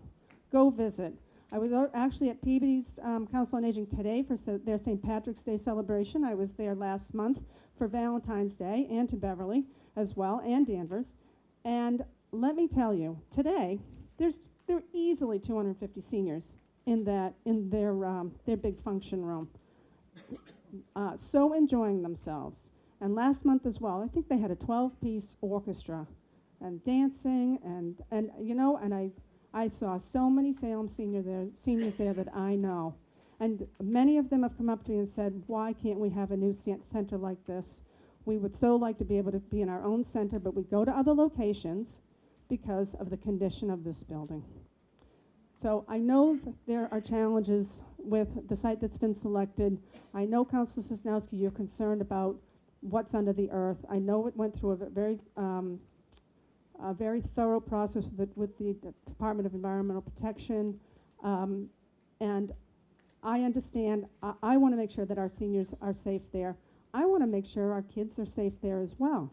There's a lot of youth programs that happen in this building, and they'll be happening over in that building. And I want to make sure, I've got 3 kids, I want to make sure that every child and every senior that steps foot, together with everybody that works in that building, will be safe. Witchcraft Heights has an AUL on it. That's a school. There's a school with an AUL on it, and we send our kids there, and this site is no different. That site can be made safe. It can be much safer than what it is today. So, my colleagues, I hope that you will really take this. I know you're thinking very seriously about this. I wish I was on the other side of that table with you, because I know you are all doing your homework. You're making sure that we can afford this. You're making sure that it's going to be safe. Let's get the 8 votes, and let's make this happen, please. I really fear that if we don't make this happen now, it's going to be years. Councilor, I know that the Salem Willows site, I know that was the preferred site of many people. Why wouldn't it be? It's waterfront, it's beautiful. But I'm not sure that the Salem Willow residents are going to feel the same way. And so it's going to, that could be a big block that we're not estimating yet. I'm just saying, let's leave our beautiful waterfront beautiful, where we can all visit it. And let's build this beautiful center. I'll tell you, I really do hope that you all go visit the other senior centers. Go visit our Salem seniors and the other senior centers, because they're not here. And let's get this built. I really do hope that you will see this. This is the time to do it. It's affordable. We can do it. It's good for our community. And I hope that you will all, at least 8 of you, will vote in the positive. I want to say thank you very much to my colleagues. I completely respect you. I've sat in your shoes, I've sat in your chairs and stood in your shoes. It's not an easy place to be. I know this community respects you as well for this tough decision, but let's get it done. Thank you. Councilor Terriel, you have a statement from former Councilor Vino.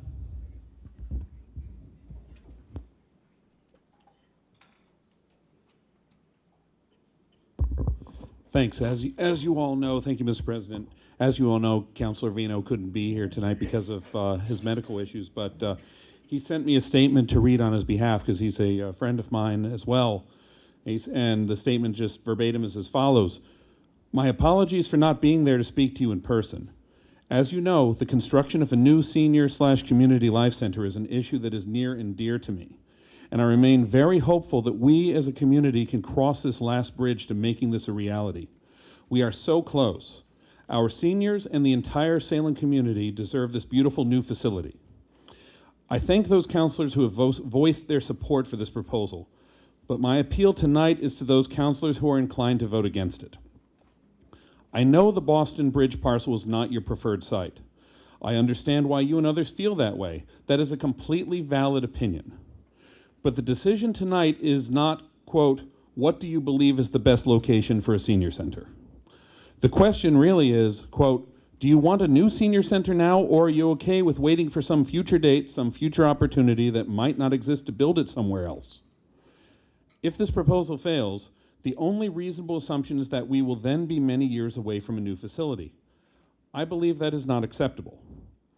This may not be your preferred location, but I hope you will not let this opinion stand in the way of getting this new senior center built. We are very close. You alone stand between this moment and a new facility. I urge you all to support the bond order. Thank you, Matt Vino.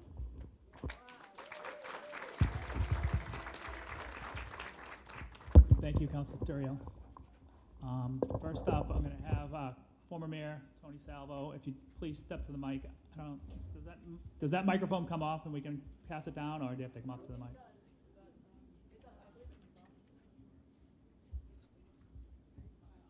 Can you hear me? Okay. Yep. You can? Yes. Okay, thank you. You know, Councilor Lovely brought up some good points. You got to speak into the microphone. Oh, Councilor Lovely brought up some good points about Beverly, Danvers, and Marblehead building their senior center. But what she didn't say was none of those were built on a land that's not clean. It's built on, everyone was built on clean soil, but this one here is polluted, the one you want to build on. And I don't think that's the way they would go, and I don't think that's the way we should go. But nevertheless, I'm for building the senior center, and I think we've waited too long too. I don't know why it wasn't built 3 years ago, but that being said, we'll go on to the future. All right, we'll start with the present, go on to the future. I think you just forget about a lot of the negative things that were said about the past. So we should all work together so we can have a community center once and for all. We've been waiting a long time. Somebody said 30 years, probably even longer. We did some work to this place, but we haven't done enough. The three centers, the three locations that I feel we should consider, I don't think we should just consider one. And that's all we're doing tonight, is considering the bridge in Boston Street. And I think we should consider the three centers, three locations. One is the Boston Street location, the other is the Memorial Drive location, and 5 Broad Street, this property here. We on the search committee labored 14 months searching for the ideal location. Our search mission was narrowed down to a couple of locations, and we narrowed it down to public land that we already own. And in the last minute, somebody brought in a suggestion that we consider the land on Boston Street. And had we known that the Boston Street was so polluted, we would never even considered it. But it came into the last minute, we didn't have a chance to study it or anything like that. Let's go through the three sites that I mentioned. There's the Boston Street site, the Memorial Drive site, and 5 Broad Street. Now the reasons why we wanted to go with the city-owned land is because we own it outright. We don't have to worry about it. It's our land. So we have to consider the cost. It wouldn't have cost us anything. Now let's talk about Boston and Bridge Street. Boston and Bridge Street, as we know, is located in Blubber Hollow. And Blubber Hollow was the leather factory center of Salem. There wasn't only 1 or 2 leather factories there were about 5 or 6. And the area is all polluted. There's no doubt that when water comes down from the rain and so forth, the water washes down towards the site that's being proposed. So it's not a healthy location. It's a very unhealthy location. We should consider something that's going to be beneficial to the health of the citizens of Salem, and the quality of life will be improved. But that being said, we'll continue on as we, boy, you know, I'm 85 years old, so you gotta, you gotta forgive me. The Boston Street site is located in a dangerous intersection, heavily traveled by trucks, buses, and all kinds of vehicles. So not only will the vehicles pollute the air, it will create another gridlock in the city of Salem. And we've got plenty of gridlocks now, and I don't know how many more you want. It's unsafe for people, especially seniors, to walk across the intersection getting to the center. And not only that, because of the pollution, there'll be no outside activities on that location. The city will pay close to $5 million up front to the developer for a condominium. Yes, I said condominium, which the city will pay a monthly fee, either in money or providing city services. Now, the city services will be cleaning up the parking lot, snow removal, and probably anything else. But that's going to cost money. It's going to cost the city money for that. You got to pay the employees. They're not going to pay for it. We are. And we'll be paying all these fees. Now, if they have some drastic repairs, I don't know who's going to fix that, the city or the owner of the building. So that costs money. So we'll be paying for that for I don't know how many years. So I think it's a bad idea. Now let's look at the Memorial Drive location. This location is the healthiest of the three locations. It will be constructed next to the Girl Scout camp and Dead Horse Beach, and right on waterfront property. And the city owns it. And there's no pollution. At a cost of $7 million, you could even pay less than that if you want a smaller one. No, there's no set price of $7 million. Somebody, I don't know where that came from, but it could be more, could be less. So that's up to how much we can afford. But let's compare the $7 million with the upfront money of $5 million for a condominium and its fees at the Boston Street site. It is a no-brainer. For an extra $2 million, look at what you would get with the Memorial Drive site. No pollution, number one. Healthy location, waterfront property, city-owned property, no condominium fees, and no sharing in massive repairs. So let's not be penny-wise and pound foolish. Because of its location, the memorial site can be moneymaker, and I mean that sincerely, a moneymaker. And the money it derives from rental functions such as weddings, reunions, conventions, and the like can make it self-supporting and probably even make more money. So I think it's an interesting subject that you should consider. The taxes itself, okay, you won't get any taxes from it, but you'll get revenue on the other side, on rentals. And it's within walking distance to the Salem Willows Concession Center, where one can buy a Chinese chop suey sandwich and a box of Hobbs popcorn, a place to swim or relax on Dead Horse Beach. And I understand there's another beach in back of the Girl Scout camp. And so it's good for the whole family. And it's not like the Boston Street site where certain ages of children can't stay on that property.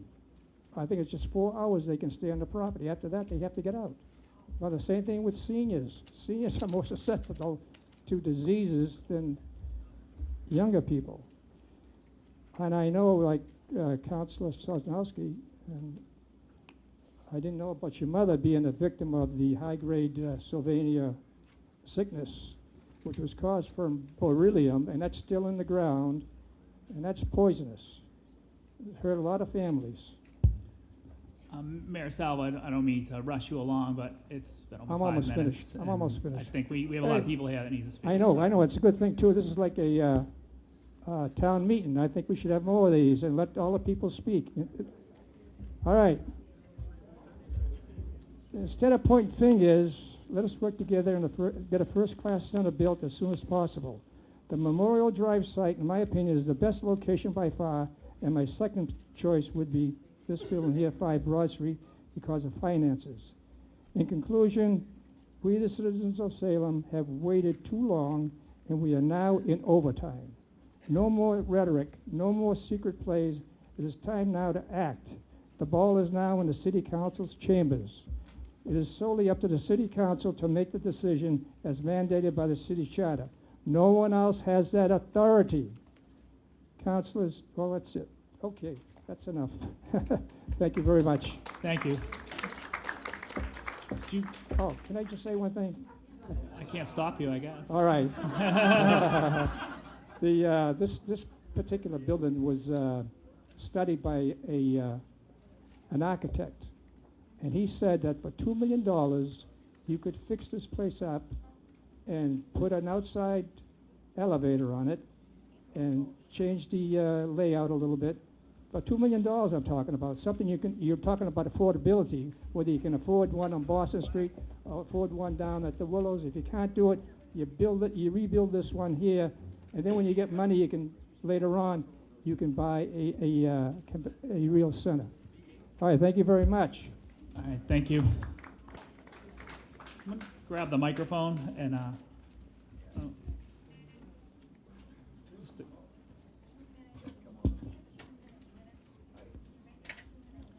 Thank you. Thank I'll you. monitor the Can time. you hear me? Don't worry. Can you hear me? My name is Dr. Milton Vorges. I live in 33 Pickman Road, Salem.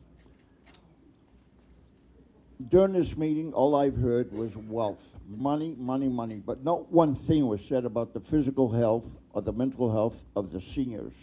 We're talking about a senior center. In the year 2008, from the Executive Office of Elder Affairs, they stated definitely that it is a senior center should be standalone. According to the standards of Senior Centers Incorporated throughout the United States, it must be a standalone building. Yet, year 2010, after a 2009 letter to Mayor Kimberly Driscoll and to the council at that time, it was stated that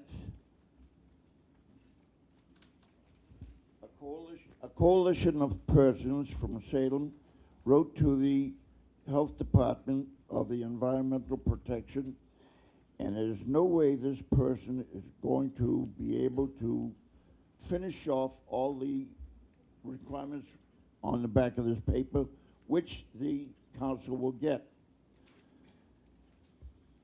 This design consideration for a senior center and a community center, there is no way that a senior center could be incorporated on that polluted area with extreme carbon monoxide from the gridlock that we have all the time. A letter was written to the developer of the property if he could donate a portion of that so that we could have a bypass from Boston Street onto Broad Street. Never heard a word from the developer. He doesn't want to give up any of his land. Now, according to the Civil Rights Act, I think all of you may be involved in some of this. How many of you are disabled in this room? Raise your hands. Good. You're all healthy. But did you realize that you could be considered disabled if you were a person no longer walk far with difficulty, common ailments like arthritis and so on? A person with aging eyes, ears, and so on is a disabled person according to the civil rights law. A person complaining about background noise is also a disabled person. And a person who doesn't just remember a few things. Maybe some of us forgot a few things. Like I was going to say a joke here, but it doesn't work out. The most important thing on the law is concerning the landlord condominium responsibilities. All he has to do is worry about parking space. However, there's one sentence that says here, allowing modification of dwelling is at the tenant's expense. Now, this person is going to put in toiletry, everything else pertinent to his specifications of the building that he has. But not one thing will be done for a disabled person. Having been a wheelchair, I'm just putting on a dog here because I love to ride around in a wheelchair. However, I will say one thing. I have been exposed to several senior centers, having been an executive director of a community center for 3 years. I have been in the building trade 4 years with a large company, and therefore, the building that's going to be put at Broad Street is excellent building. But why has he got it on a sidewalk? Why didn't he put it way back where all the pollution is? Milt, I need to speed it up a little. That's all right, yeah. All I'm trying to say in a perfect sentence is that that place is not suitable for it. What we should do is, as I've been told, take the $5 million, take $250,000 of it right now. We're talking about money, make out our charts that we want to do for the fall and so on. Then next spring, let's start the senior center, Salem Community Center, and the Department of Public Parks and Recreation up at the Memorial Drive site. Can it be done? Yes, it most certainly can be done very, very easily. They can build on solid rock granite up there. That's exactly what it is. But unfortunately, all this material is going to be given to the council. It's called the design put out by the State Department. This will be given to the council members. I hope you people read it, study it very, very carefully, because in time, if anything happens at the senior, so-called senior center, which is illegal for the Boston Street area, it's illegal. It's not a proper place for it. The State Department says it. There it is right here. All you have to do is read the letters to it. All right, thank you, Milt. We have to go on. There's too many people here I to keep going on. understand. Can you pass? Who wants? I'm going down here. I'm not gonna go all over the place. so. All right, if I pass this out. All right, if I pass this out. Yeah, put it back up. Yep, you can pass that out, right? I'm going down here. Anyone in the front? Just pass it down. Pass it down. Anybody down there? How about you go in the back? Now you can wait. No, no. Jerry, let me ask you a question. Stop. Where do you get to select the people that want to talk? I'm going back and forth. People are walking out because it's taking so long. You're not, give the microphone right there. We just started. Thank you. Thank you. Yep. Hi, I'm Deborah, and I teach yoga here. You need to name your name and address. Speak into the microphone, please. My name is Deborah. I'm sorry, I've never done this. My name's Deborah, and I teach yoga here at the center, and I've been working here about 5 years. And all I can speak to you is from my heart and how difficult it is for people to take a class here, because the floors are crooked. You need to hold it close to your mouth, I think. It's difficult to teach here because the floors and the way that the environment is. Let me just take it out. Okay. It's difficult to teach here because of the floors and how crooked they are. You can't really balance. You know, if you think about seniors and you think about disabled people, balance is a major issue. And the whole building, the construction of the building, it's crooked and they can't stand. Also, the windows, the boarding of the windows, the breeze comes in so much that it's too cold, and I have to bring blankets for people. And it's just sad. It breaks my heart that it's so difficult to teach here. I also teach in North Andover. I've taught in Saugus and Danvers and Peabody, and it's nothing like this. It's just so heartbreaking. And they say that the measure of a city is how you treat the seniors, and my heart breaks for them. I just think it's too difficult. I'm also a psychotherapist. I work in a hospital, and sometimes it has the flavor of neglect. You know, it's something has to be done. I don't know what the answer is, but I know in my heart you have to do a better job. The baby boomers are coming up now, and the numbers are there. It's like tea. You need to start servicing, and now. You know, you've got to come together collectively. I don't know what the answer is, but it has to be done pretty soon. Also, you know, you say the Willows. I love the Willows, but you think about Plum Island and the ocean's coming in. They know that the ocean's coming in, so you know you have to think about everything when you do this. Population growing, the ocean coming in, and it's here now. So there's many things that we need to consider. But I just want to see in my lifetime that we have a new center. Thank you. Thank you. Hello, my name is Jeremy Schiller. I live across the street on Broad Street. You have to hold the microphone like close to your mouth, I believe. So. Yeah. Okay. First, I just want to say, you, Councilor Ryan. Yes, I am. I think you should try to be a little more respectful to the people speaking. This is my first councilor meeting, and I got to say I'm a little disappointed with your tone. But as far as what I've heard tonight, I feel very impressed about the plan, about the senior center. Living across the street, I've done some research, and to me it seems to make sense. And I think one thing, I'm a physician, and one thing and a lot of my patient population is the elderly, seniors.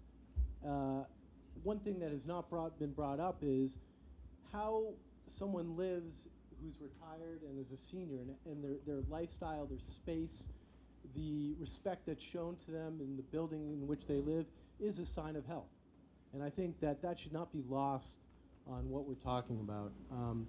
And my last comment, which I would like to hear, I don't know how this works as far as a response, but I would really like to hear a little more detail about what the plans are for this space and of how this space would actually fit into what this neighborhood is or what this neighborhood should be. And I don't know how that's addressed, but I think that's a critical second component as a neighbor to this space as to what transpires with this building itself, given its disrepair. Thank you. Can I speak now? Yes, Kevin? you may. Thank you. You're welcome. I just want to say something. We came here tonight thinking you gentlemen were going to be Name and address, please, for the record. Jim Moskowitz, Ward 4, 10 Rollins Street, Salem, Mass.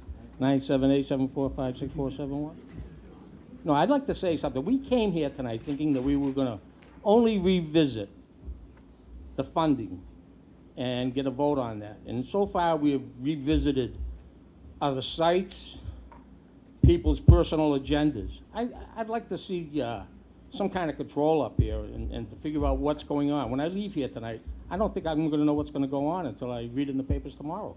This has taken too long, and we've gone way afar of what we're here for tonight. And it's about time we get the senior center going, because I remember it was 3-4 years ago when it started. Well, I've hit the age, and I'm looking for it. So, please, and I know who I'm talking to. I'm talking to my ward councilor, and I'm talking to Arthur Sargent and Mike Cisnowski, maybe Mr. Siegel. Please, reconsider, if you're thinking of voting against this, please reconsider it. I know, and I really believe this, some of you people up there really believe what you're thinking is right. And I think you're honorable for that. I don't want to devalue your thought process on this at all. Although I know some of you don't believe that, but it's the truth. So let's get this ball going. It's time that we start going to a new senior center and putting our seniors someplace where they can function and bring back the ones from Peabody and Lynn. Actually, Lynn has a great senior center. If somebody wants to go down there, if you want to have an armed escort. So thank you very much. Thank you. Can you pass it right down, Jim?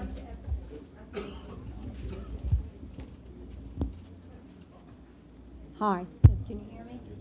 I'm not very loud either, am I? Am I That's okay? fine. I think you just have to hold it close. All right, I think I've done as much homework on this as anybody else in this room. And I I just need the name and address sorry, for the city I'm the clerk. Kay Walsh behind the letter that some of you may or may not have read. I am a nurse practitioner in gerontology.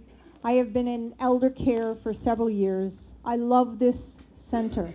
I love North Shore Elder Services. I am currently the vice chairman of North Shore Elder Services. I sit on the board with Paul Anzikos. We go way back. I go way back on this, and I don't want to repeat what was in that letter. I know you all got it. Many of you got back to me, talked to me, and thank you, Mike, for that nice tribute. You liked my letter anyway. I just want to raise a bar here a little bit. When you talk about a senior center, it is not required by the state. Are you aware of that? So you could just crush this out, which is what I fear is going to happen. Most cities and towns have a senior center. What you have to have is a council on aging, one that is overlooking all of your seniors, and that comes out of a law, and that happened back in 1967. I'm not going to get into that. The law says you must do that. What you're doing is you are protecting your seniors, you are advocating for your seniors, you are supplying programs for your seniors, and I want you all to go on that website, if you have not, to look at what this center in this building right now is doing. Let's give the center a lot of credit for even surviving in here. To listen to somebody say she can't put on a dance show because the floors are uneven. This has been going on for 20 odd years. I have been a part of that for those 20 odd years. I was asked to come and be a part of this by serving on this board, and I did, the Council on Aging board, for 5 years. At the same time, I was then asked to sit on North Shore Elder Services, which I sat on for 13 years and then had to leave because they have term limits. I am now back there again working with North Shore Elder Services. Healthcare has changed immensely. I don't know if you're reading about it and you know about it. You know that if your mom or dad or somebody goes to the hospital today, you're going to be home maybe tonight and maybe tomorrow. And if not, there's going to be a lot of pressure. Our seniors want to stay home and stay healthy, and we have a responsibility to do that. That's what we do here. You have 2 social workers doing this. They do not just serve the people that come here, but they do serve many who come in and out. Various people come and go. If you look at the statistics, you will see that there's an enormous crowd of people coming and going. Some may come every day, some may come for yoga, some may come for a trip, some may call. I used this service back 20 odd years ago when my own parents were suffering, and I had to get help. I had to have Meals on Wheels, which comes out of here through North Shore Elders and through the state funding, and my parents were served. What I am saying right now, this center is not adequate. We did this 3 years ago. You had a committee, a Democratic committee, that put that forth. I believe we have a moral obligation here tonight to say we will support this. This went through, it was voted for, it was an 8 out of 11 votes. I want to touch with you in regard to borreliosis. That is not a disease you're going to get. Believe me, that was because it was within the area, and it is a respiratory horrible disease, and my heart goes out to that. But the cap and build is there, yes. It was on Satella Lane. We did all the EPA, we did all that for that. We did that for this. If you look on, I went on today and did the due diligence. There is indeed a gateway statement of the safety for building the gateway with the senior center there on their site. So you can find all that out. This is not new. Why are we bringing that out today? It is safe. It will be a beautiful building. You have already spent and I want to say, Kim, you can correct me, we've spent somewhere probably close to $50,000 already to put this forward. I remember 18, was it? You approved for for our decoration committee that we had for the decor. Am I correct? Correct. And then there was other monies that were put forth for 25,000 in there. I think that we've already spent money, and we did this in the past for others. Satella Lane, there was something like $200,000 or $250,000 put forth for that. If we took all that money, we could have probably built the one we wanted if we bit the bullet, but we didn't. I feel if you don't do this tonight, I first of all will not work for it again. I won't go on more bus rides. I won't come and sit on some board you think is a good idea that we all do. A lot of the staff went, Joan went, I went, a lot of the board members went. Bill Hooley drove us. We rode the vans. We took nice trips to beautiful places. What I'm telling you right now, if you don't do it tonight, if you don't say yes, then you have just said you don't want a senior center and you're not doing your due diligence. Thank you. Can you pass it over here? I just want to go up and down the road, just so we can get it back and forth. Some order. No, I don't think this. Oh. Yep. Okay. Just the name and address for the record, so the city clerk can record it, please. Thank you. Good evening. Pauline Zikos, Executive Director, Industrial Services, 152 Sylvan Street in Danvers.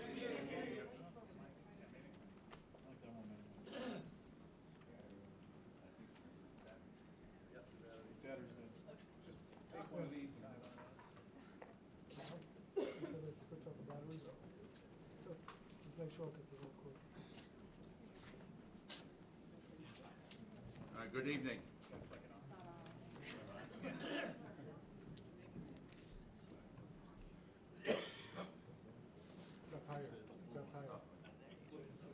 Push it toward the ball.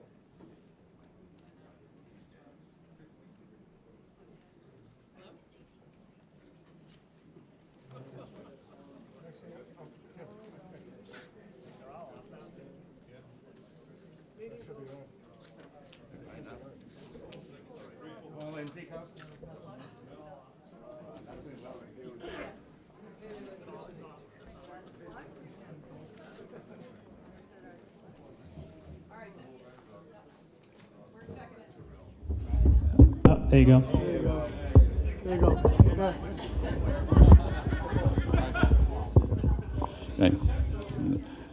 Pauline Zikos, is that clear? Okay. Pauline Zikos, Executive Director, North Shore Elder Services. Our offices are located on Sylvan Street in Danvers, but we serve the city of Salem both as an aging services access point, which is a state designated role, as well as a federal charter as an area agency on aging. First, I want to articulate the full support of the Board of Directors of North Shore Elder Services and myself on a vote on February 28th. The board endorsed fully, without reservation, the proposal, and you have a correspondence to that end. I've been involved with this senior center site for over 20 years professionally. I was first commissioned by then Mayor Neil Harrington to do a study back in the early 1990s. Back then, my firm recommendation was this building was no longer suitable to function as a senior center, even with renovations. And I was somewhat amazed to see the pictures this evening, because back 20 years ago, I documented the physical condition. At that time, it was in a woeful state, and clearly the 20 years has not borne well in this building. There have been three, at least in my professional involvement, and I've been in the field of aging services now over 40 years, but there's been at least 3 windows of opportunity for the city of Salem relative to creating a new senior center with modern standards. And the first one was in the 1990s, following my study. At that time, there was state funding available for capital improvements for senior centers. That is no longer the case, so that window of opportunity has closed.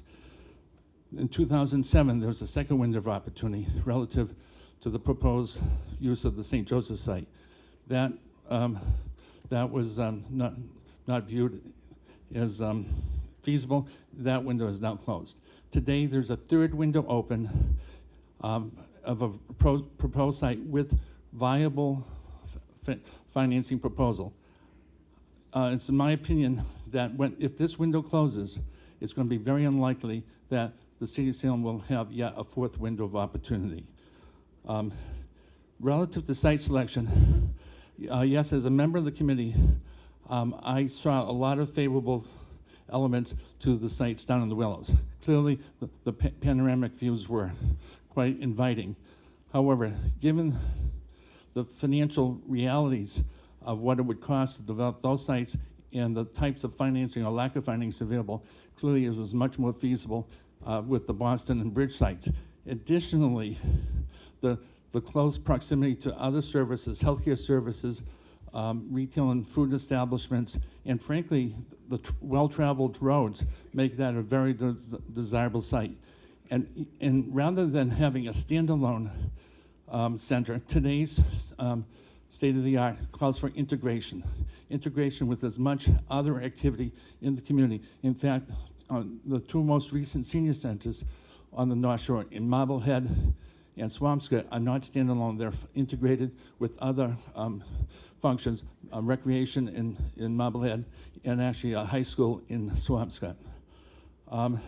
Also, I was particularly pleased to hear the mayor to speak about the potential of a commercial kitchen that could be included on the Boston Bridge site, because this could definitely generate opportunities for revenue. And it is true that Toby Collin, who was the caterer that you're referring to, Councilor, said that this would be a very attractive venue at the Willows in terms of rental, but the amount of revenue that would be coming into that site, no way would be able to carry the type of debt service that site would have. Plus, the more you use a site like that for external use, the more it impinges on the primary use of a senior center. However, if you're able to integrate a commercial kitchen in a senior center site like they have done in Peabody, that can generate its own revenue. We, as North Shore Elder Services, we actually provide the meals. We provide the funding for the meals in all the senior centers, including here. We actually pay the city of Peabody and the Council on Aging to prepare meals for us. We don't do that here in Salem. And several people have already mentioned that you see more Salem residents in the other senior centers. That's true. The number of meals that we serve here in Salem is dwarfed by the number of meals that we serve in the other communities. We serve anywhere from 5 to 10 times as many people on a daily basis in Peabody as we do here in Salem, yet the populations of old adults are fairly equivalent. Lastly, if you stay in this building for any amount of time, I'm fearful of the useful future use of this building without extensive capital improvements in the existing building. And if you put the money into the building, all you're doing is fixing the infrastructure. You're not making any of the necessary improvements in terms of it as a functioning senior center. It's only making it a safe and usable building. So in closing, I reiterate the statement that the North Shore Elder Services Board of Directors voted on 2 weeks ago for full support of the proposal as presented to you this evening.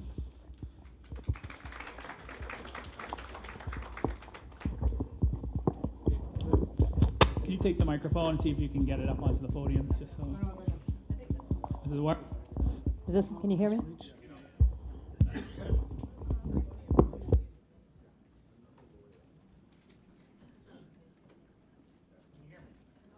Now not. Can you hear me now? All right. Didn't even need my cell phone for that. Good evening. I'm David Epley. It's from. Oh, sorry. You want to try this one? How about this? Is it okay? All right. I'll just talk straight into the mic. Good evening. I'm David Epley. I reside at 69 Boston Street, number 2. I'm here representing. I want to give a disclaimer in just a second, but I'm here representing a population that I didn't think I would ever represent again, and that would be the youth.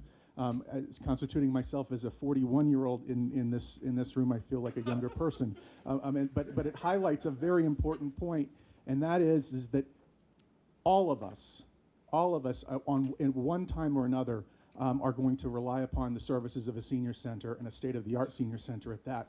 And I'm here in strong support of the Boston and Bridge site. What I want to say first of all is thank you to President Ryan. Thank you to President Ryan and to the city councilors for holding this open meeting. It's very important to get public feedback, and I appreciate the opportunity. In the interest of full disclosure, I am running for City Council Ward 4 this fall, and my husband and I are property owners just a few doors down from the proposed Boston and Bridge site. We are not abutters, but can see the site from our front door, which is across the intersection, and I also serve as a recent appointee to the Salem Zoning Board of Appeals. The old Sylvania site at Boston and Bridge has lain fallow for decades now. You all know that. In fact, it's so undesirable in its undeveloped present condition that it serves as a hard geographic boundary line for 4 of our city's 7 political wards. This surely cannot be a coincidence. No one of you ward councilors want this section all to yourselves. Unfortunately, Councilor Sosnowski drew the short straw in the last redistricting, as this vacant lot, which is home to weeds and vermin, now falls within Ward 2. Councilor Prevey in Ward 6 are adjacent neighbors. Councilor Siegel in Ward 3 reach all the way up to Boston and Pope Streets. And Councilor President Ryan in my Ward 4 are across the street. It seems a no-brainer to me, and I hate using the word no-brainer because to me it just means obvious. All of you are thoughtful men with a brain. You believe sincerely in what you believe, and I commend you for that. But it seems a no-brainer to me that for all of those particular ward councilors, that you would want this very important project to happen to revitalize this fallow corridor. I mean, Public Storage, Dunkin' Donuts, and Walgreens are the quote-unquote corporate anchors of this area. We can do a lot better. We can do a lot better with this site that Mayor Driscoll has proposed. Also, we have large senior populations within these particular wards. Boston and Bridge is readily accessible by public transportation and automobile traffic. In order for this site to move forward, we need 8 votes. For our at-large city councilors Fury, Sargent, Carr, and Legault, it would seem that, again, this is a no-brainer. 4 wards are directly impacted positively, and the city overall is impacted positively. As I count, Ward Councilors Sosnowski, Siegel, Ryan, and Prevey in their respective wards are directly and positively impacted. At-large councilors Fury, Sargent, Carr, and Legault should vote in favor as well, given that the majority of the city is positively impacted. There are your 8 votes. And that's even before we get to Ward Councilors O'Keefe, McCarthy, and Turiel with their views on this matter, which are also important. This is a vote either for or against a new senior center. Let's put it plain and simple. And that's within our lifetime, or at least within the next 10 to 15 years. It pays for itself within 10 years from the new property tax base. It will also be a real anchor to a desperately deprived corridor. Within the next few years, with a new senior center, I think you can imagine that you'll have a revitalized Boston and Bridge on one end of South Bridge Street and a new T parking garage at Salem Depot up the street.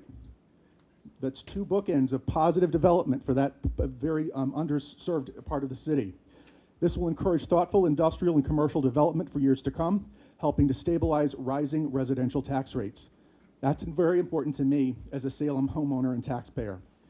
Also, this will hopefully be an invaluable opportunity for our Salem residents in the building trades, many of whom live in Ward 4 and who can take pride in building something that will greatly and appropriately serve their parents, as well as them when they near retirement.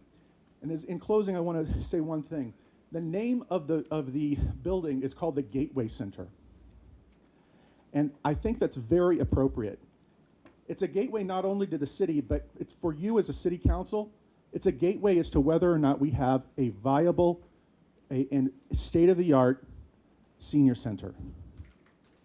Your choice is to either go through that gateway or to close the door on that gateway. And it's up to you. And I hope that at least 8 of you vote in favor. This is a chance for Salem to move forward together. Let's not lose that chance, and let's get it done. Thank you. Thank you, David.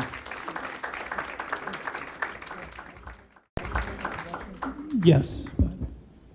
Councilor Siegel. Thank you, President Ryan. David, thank you for that, but I'd just like to make, I think, a correction. Looking at the funding, you made a statement that this would pay for itself in 10 years. Actually, looking at the funding page, I think it's 27. 20? 20 years? Because the one I looked at said 2041. 20-year bond. Okay. Okay. Okay, next, over here, you, Mr. Walsh. You know, anybody? I'm going that way. Where's the mic? You have to go up to the. You have to go to the podium now. We switched it. Sorry. There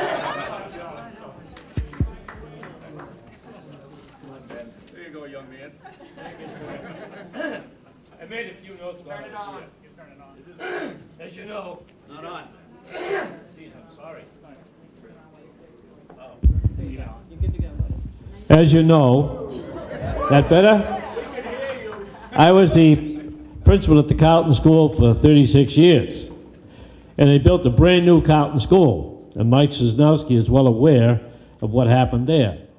It was one of the most polluted sites in the United States because it used to be a leather factory and nobody would believe me.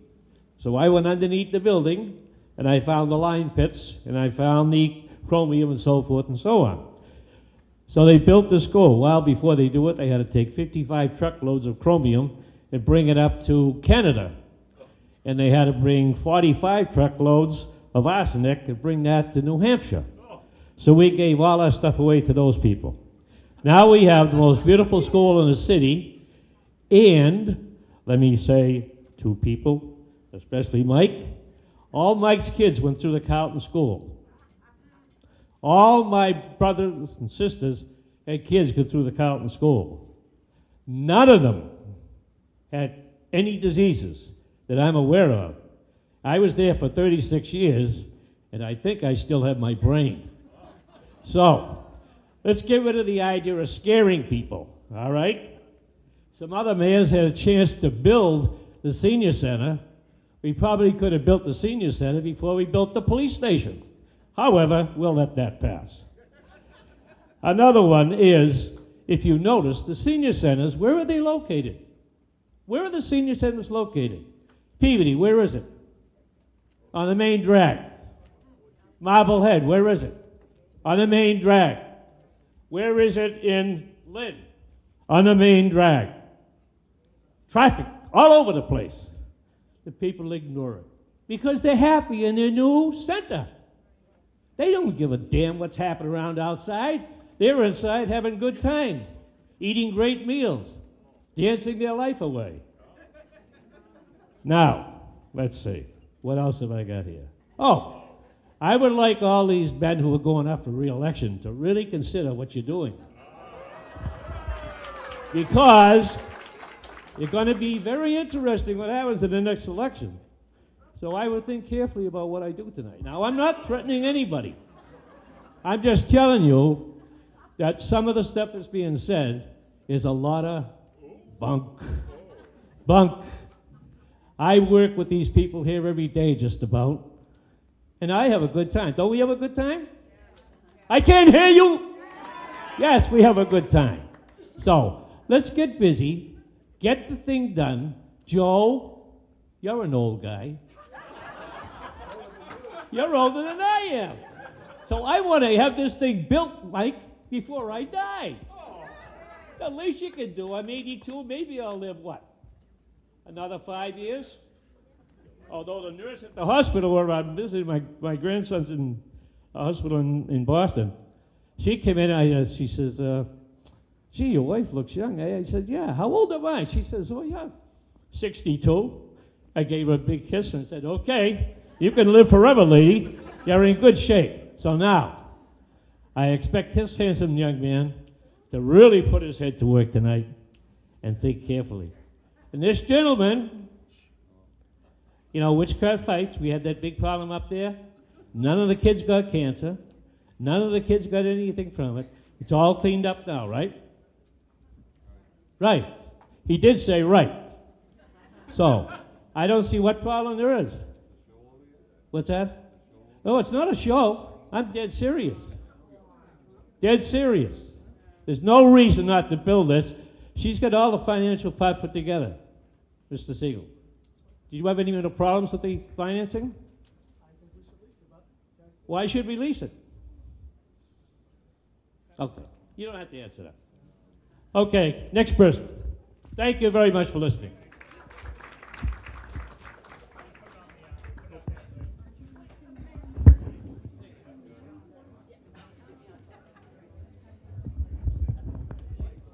Good evening. Thank you, gentlemen, for bringing forth this meeting. I think it's important. Can you hear me? Okay. I don't have quite as loud a voice as my brother. Okay. Pardon me? My name and address is John Walls, 22 Eden Street, Salem. Sorry. I too was on the committee. I actually drove the people around. Stacy here? Yeah. And we went to all the different sites. And we were told to pick public, private, and and city properties. And we ended up, and it was a vote of the committee. Some people voted against it, some voted for, most of them voted to go ahead with the 2 down to Willows and the Boston Bridge. And that went on to the mayor, and you know what went on after that. I don't have to get into that. So I don't want to reiterate a lot of things that have been said over the years. I've been dealing with this since 1996 with Stan Yusevich for the mayor. Nothing happened there. Due to the economy, nothing happened on this one, but there's no reason we can't do it now. We've lost a lot of good people in the process of waiting, and we're going to lose a lot more that won't have the opportunity to use the new facility. And that's a shame, and it's not fair. Let's be fair, gentlemen. We've been meeting over all these years. Let's get it done. We're an embarrassment of the North Shore. Really. Everybody you talk to, we're a laughingstock. There's no question about it. I too am here quite often. I teach computer training I train people on computers, the elderly, and I go to some homes, but mainly here. So I'm meeting people all the time. Most people are willing to go to Boston Bridge. I don't know where this philosophy came about most people want to go down to Willows. Let me reword that. Most people would love to go to Willows. So would I. It's not feasible. It's not financially feasible. If it was, I think everybody in this room would like to go there. So I'm going to be brief. Please, please consider it, reconsider. If you're thinking of voting against it, let's get this built. Let's get this built before my generation is dead and unable to use it. And let's do it for the people that have passed on that we're hoping for a new one. Thank you, gentlemen.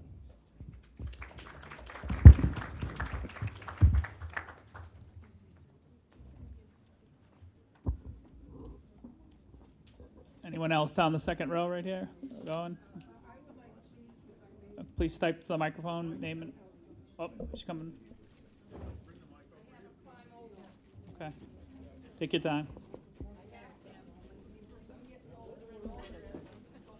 No, it's not.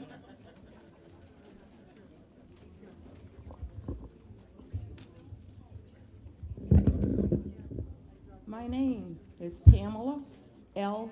Greaves, 51 Dow Street, the point where we first started this problem. I am here to say I worked very hard on the committee. We looked into every nook and cranny that could be looked into. When we voted for the 3 spots. Yes, they came in and looked at the property on Ford Avenue. They said how much it would cost to blow up the bricks and the rocks. Then we found out it's a historical spot, and you really can't do much with that area. The other was over on Memorial Drive. Again was the ledge. and how much it was going to cost. So the bottom line, we presented it to the mayor with the three, and this is what was chosen. Now, we've been all through this. Tonight we're here to find out if you're going to support it and to have the funding. We don't need to know we got to look anyplace else. This place is falling down around us. You come in here and have a dance, the building shakes. The wind blows, the windows blow. Yeah, they put some windows up, but you know how cold it gets in here? You put the heat up in here, and you're freezing upstairs. You can't really function in this place. We just would like some place so that we can go while we're still alive and able to enjoy it and have good times.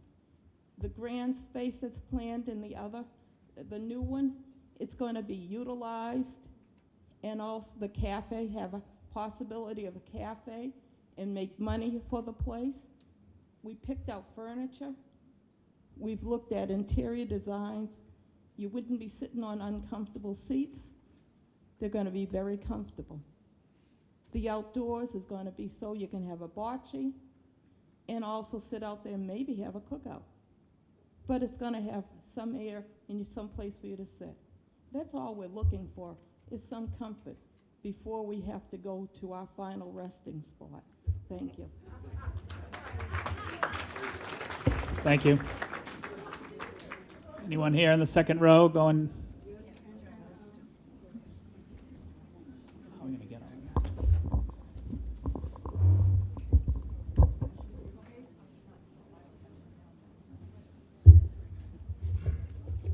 I'm known to have a soft voice. I hope you can hear me. I'm an amateur historian of the area where I live near Bubble Hollow and the leather industry there. I'm afraid that has not been an accurate history of the industrial uses of 40 to 60 Boston Street and some Bridge Street boundaries.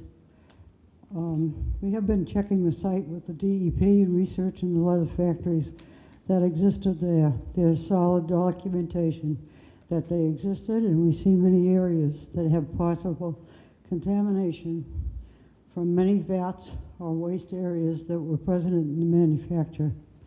We will be requesting a comprehensive audit of the property by the DEP of both lots, exempting the parts that were previously tested, focusing in particular on the inside footprint of the old Sylvania building and its adjacent building inner footprint. It seems that a great deal of action took place there on its adjacent Robinson Court, which shows on the 1911 map. Some serious concerns appear to be on testing in the reports of DEP, beryllium, lead, arsenic, etc., are shown, but PCBs and chromium should be tested on the new samples. These byproducts are identified on other leather sites and have had to be removed off-site. It is probable that they were once underwater. It's probable that the area was once underwater and a swamp. The area was filled in the late 1800s, and the picture of Salem's Blue Danube showed how beautiful the river was prior to that period, and that Bridge Street did not exist. Previous owners perhaps were not aware that the leather manufacturers took over so much density, but the maps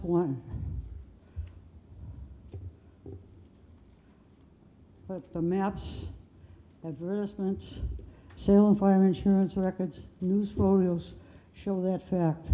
We want a healthy site that will not seep toxic materials that will affect our lives and those coming. Previous owners are said to have had DPP teams telling them where to dig.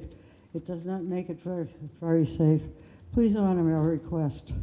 Please demand for further testing for cadmium, chromium, lead, PCB, arsenic, and the proposed footprint of the building. If we can be incorporated into the loan. Thank you. My credentials are I'm a RN. I've worked in the city for many years. I have a VSW. I was a licensed social worker for a period of time, and I've always been involved in trying to help toxic things get untoxic. Thank you. Thank you.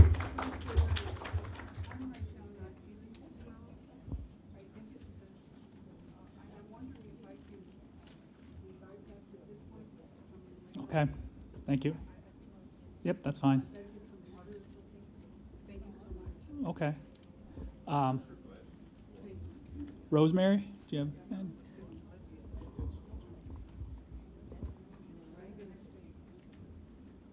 Okay, over here. Do you want some water or anything? Can someone?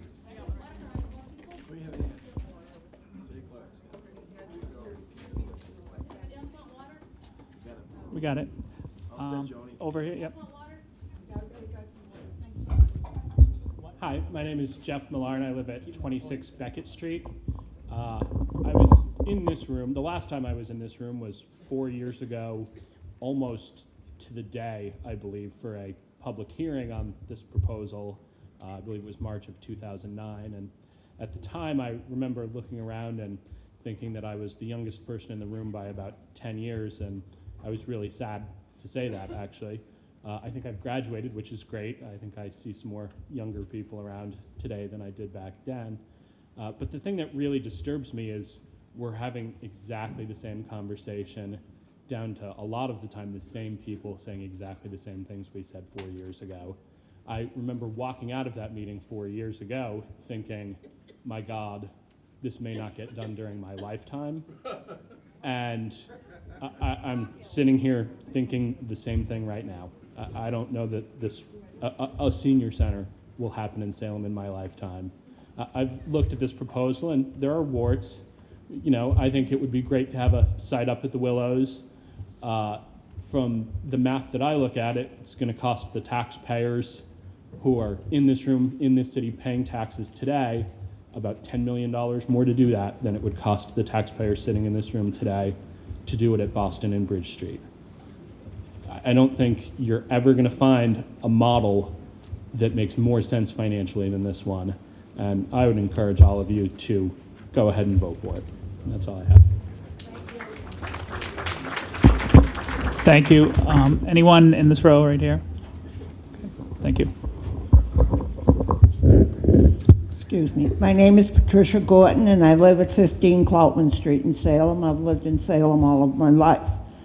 I have had the last 5 years of experience in this building. I volunteer here every single day, so I can tell you the ins and outs of this building.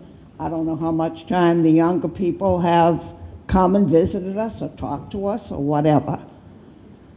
We need a new building without a word of a doubt. It's not fair.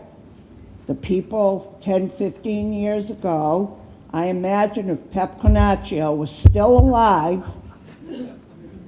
he would be rolling, okay? Because we want to do things for these Salem people that have built our city, built our churches that are being taken down, and it's time we honor all of them and give them a great place to stay. Enough is enough. Sorry. Thank you. Thank you. Next.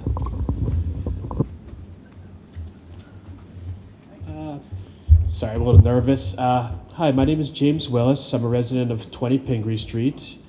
I'm actually a past member of the Board of Directors at the Council on Aging. I served from 2005 to 2010. Actually stood before 7 of you, I believe, in 2006, 2007, to voice my strong opposition to the senior center when it was going to be located at St. Joseph's. I feel that was the right decision then, and to be honest, if you'd asked me a couple years ago about the Boston Bridge Street site, I probably would have said the same thing. In the years since the site was proposed, though, I've looked over the minutes of the meetings that the site committee conducted into 2008. I've looked at the January 24th, 2013 financing plan that the mayor presented to you, and I stand in front of you tonight in support of the mayor's plan to site this at Boston Bridge Street this year. I hope that you'll consider voting for this financing plan, and I hope that we'll move this forward and have an excellent senior center built. I'm 38 years old this year. I would like to see one by the time I retire. It's really, I believe the mayor when she says there is no plan B. This is a viable site with a viable financing plan. I hope that you'll vote to move it forward. Thank you. Thank you.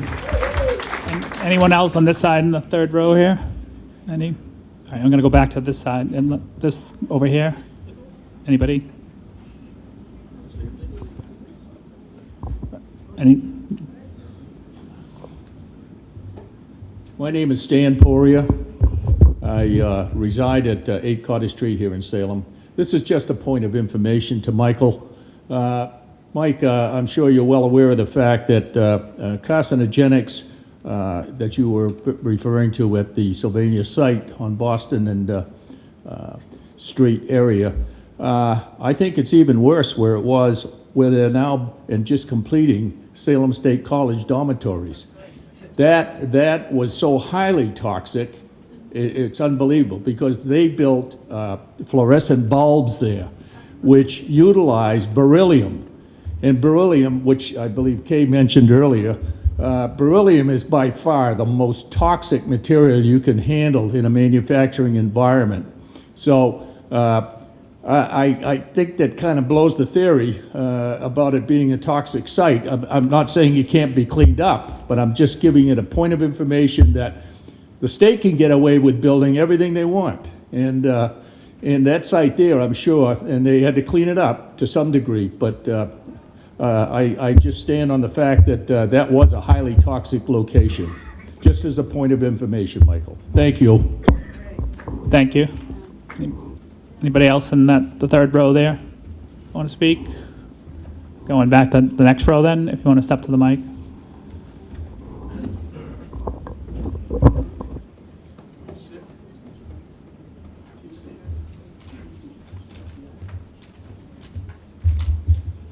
I make notes so I don't speak for too long.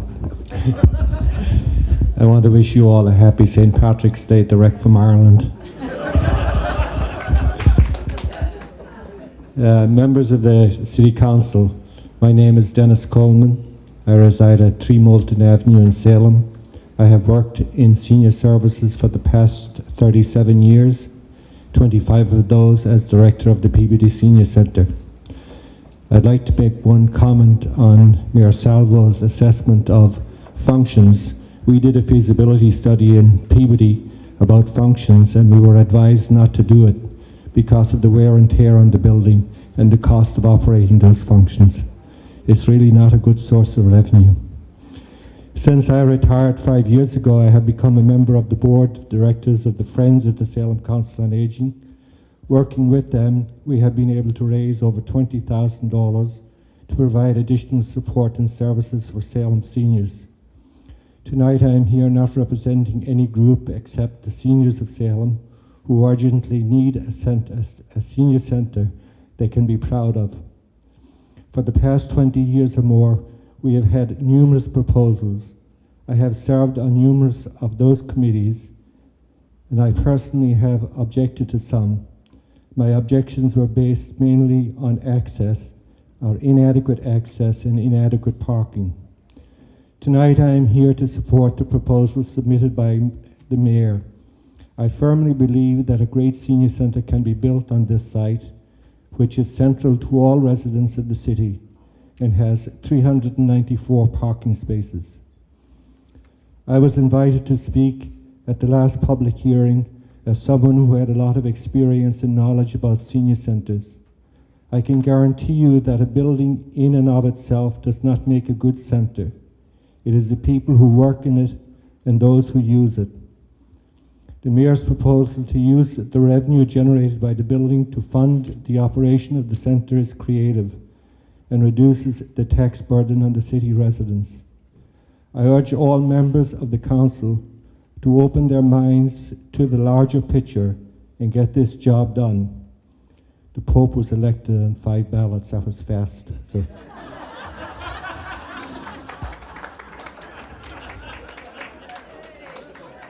I do not want to be coming back here in another 5, 10, or 20 years to be discussing another proposal. Too many people have worked very hard to get this far. Let us not be compared to Washington, where compromise cannot be reached and nothing gets done. Let's build a new senior center.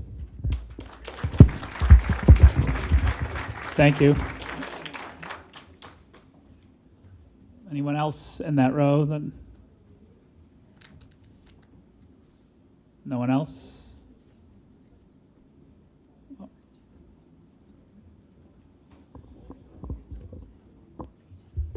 T.C. Riley Goggin, 9 Mysterious Street. I was a member of the Senior Site Committee for the 15 months that we worked together, and we worked very hard.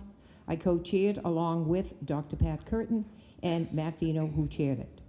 I have a few questions, and I'm sorry, I don't see David Sweetser, one of the owners of the property, because I had asked him before, not only in this room down at the corner, but also on the telephone with a conversation I had before I met him. I also heard him speak also and went to him when he was at City Hall in Salem when we had a meeting there. And my question was, Mr. Sweetser, would you build if you did not have the seniors as an anchor? And he told me, no, he would not. My question here tonight, because you have been told by our mayor, who works very, very hard, and I have the utmost respect for her work ethic. I don't think we've ever had a mayor of recent years who has worked as hard as she has. I might fault her, in fact I do, for her allegiance to the developers before the citizens. And right now, I'm asking the mayor to take a very, very good look at where some of the money is being spent in the city insofar as if we can, and I'm an educator, if we can say, all right, to all of the building that we have done in education, at the same time, we've given away many of our educational buildings to developers who, and I can name many of them, and our old police station, where they have put condos in and they've made a lot of money on them. We have the Endicott School, we have the Pickering School. Help me out, people. How many other places? The Bentley down there. How many more people do we have? Cogswell, Sheridan, Phillips, Pickering. All that taxpayers, they were your buildings, and they were given away. Before we give away any more to developers, please take a very, very good look. The amount of money that we have not spent on our seniors. Isn't there a way of saying, yes, why do you make seniors feel that this is not a gift to them? Why do you make them feel guilty? Why do you think they go out of town? They'd like a senior center. They have been very patient. There used to be a table over here to my right. It was the kitchen table. And there were a lot of little old seniors that I would come in here and sit with. I enjoyed them thoroughly. 4 of them now are dead. Maybe they have a great senior center upstairs, I'm not quite sure. But I still maintain Bridge and Boston Street has a flawed study on the contaminants underneath that piece of property. Thank you very much for your time, but may I add one more thing? Tonight here, people, I want to say to our counselors, I go to many, many meetings. I have always been treated with the utmost respect. And to you, I say thank you for that. Thank you. Anybody else in that row? All right, over here, right here. My name is Beth McCafferty. I live at Derby Lofts, that's 51 Lafayette Street. Just as a quick note, I am a newcomer to Salem, and I live in one of the buildings that the developers built, and I pay taxes in Salem, and I eat in Salem, and I shop in Salem. So I think the development in Salem has been good for you. Now, let me first say, oh, well, thank you. Let me first say to you gentlemen, I think you were all faced with a difficult decision. You ran for this office. You do difficult decisions. This is what you do. I don't agree with some of you. You've gotten some of my letters. But I do respect all of you. And I do want to urge you to vote for the new senior center. I would like to say, I looked up the American Dictionary today, and the definition of nitpicking is dwelling on the inconsequential. You gentlemen tonight have been letting us dwell on the inconsequential. The senior center site has been decided. It is a done deal. Your decision is to vote on the funding for it. Studies have been done. A lot of pettifogging has been going on. The health issues have been addressed. Some people disagree with it. By my count, there have only been 3 people tonight who've gotten up and who have spoken against it. The rest of us seniors are in favor of it. You're kind of like a warring couple, and you're trying to renegotiate the prenup. But gentlemen, you are in divorce court. Let's not do that, okay? Now, just in closing, let me say, I do respect all of you, but please don't be nitpickers. Go to the issue. The issue is financing. Thank you. Thank you. Anyone in that row going down your row there? The next, anybody step to the mic? So the next one, yep.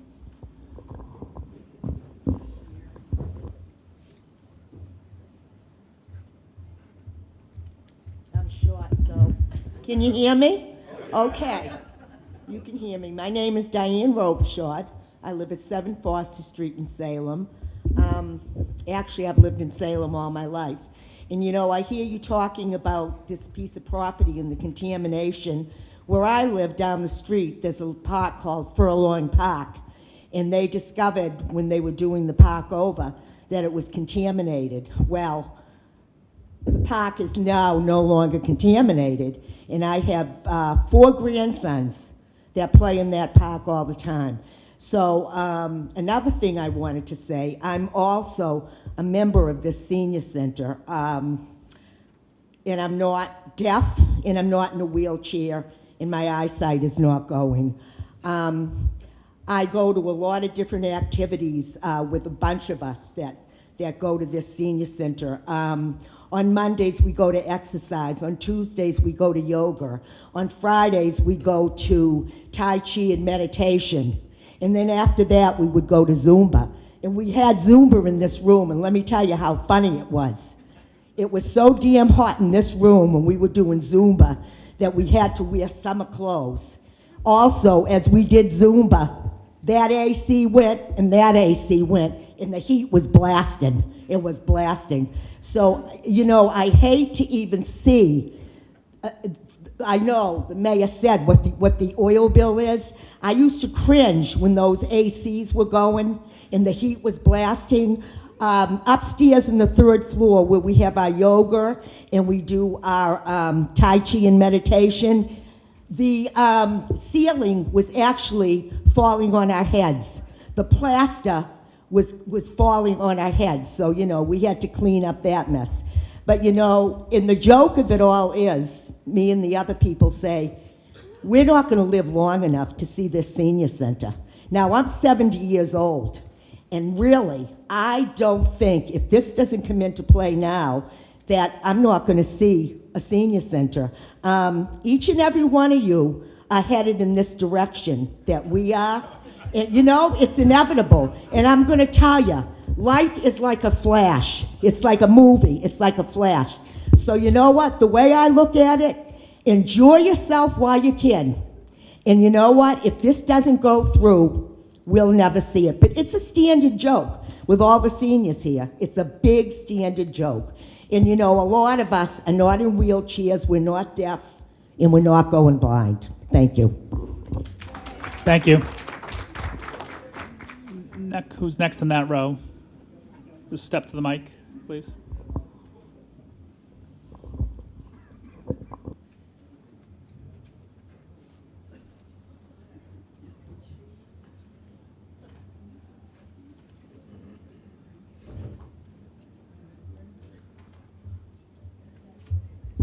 Hello, can you hear me?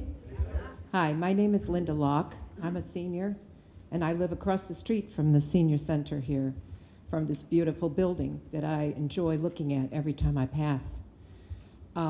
Before we had the committees, the many committees that were to decide what the people chose, we met across the street in my house. About 25 to 30 seniors came on a regular basis to my house at 1 Pickering Street. I live at the corner of Pickering and Broad. And we discussed what we would prefer for seniors here.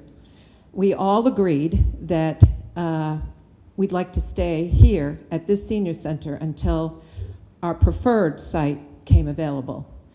And the preferred site unanimously was the Willows.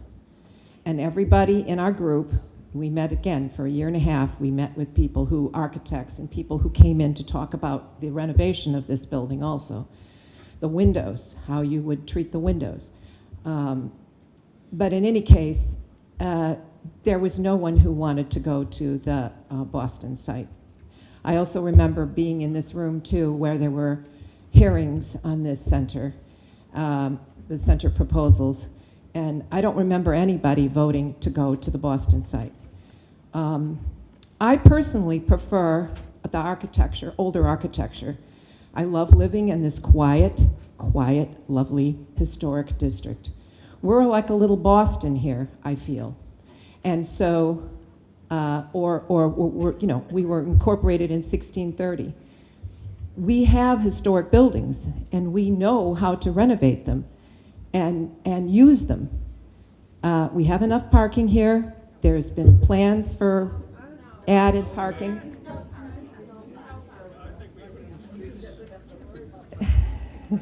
No, I don't have to worry about parking.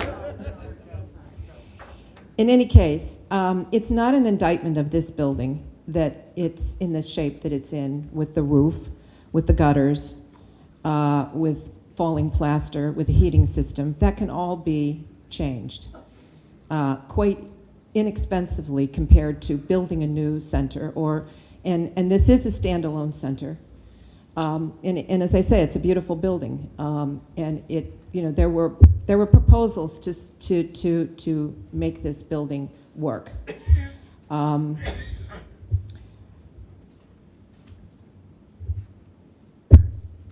I guess that's about all I have to say, other than the fact that someone mentioned Pep Cornacchio. He said if he were to be here today, he would tell you he loves this building.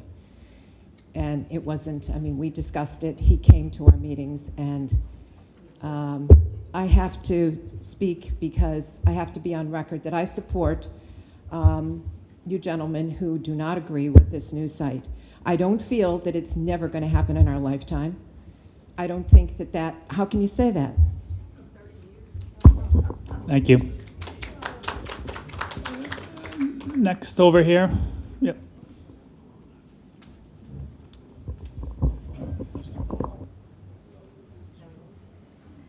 My name is Robert Paul. I live at 3 Dundee Street. I came here to listen to the discussion about the funding. If there's such a uproar about the health and welfare of the present site, why was not a petition generated by Mayor Salvo or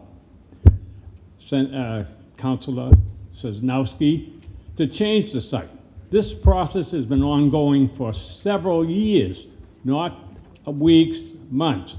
If there's so many people that think the health of this site is so bad, why didn't you generate a petition to the mayor to change the site? It could have went on the ballot. Now, I think that you should address the funding issue as a funding issue. Either you support a bond or you don't. I think it should go forward.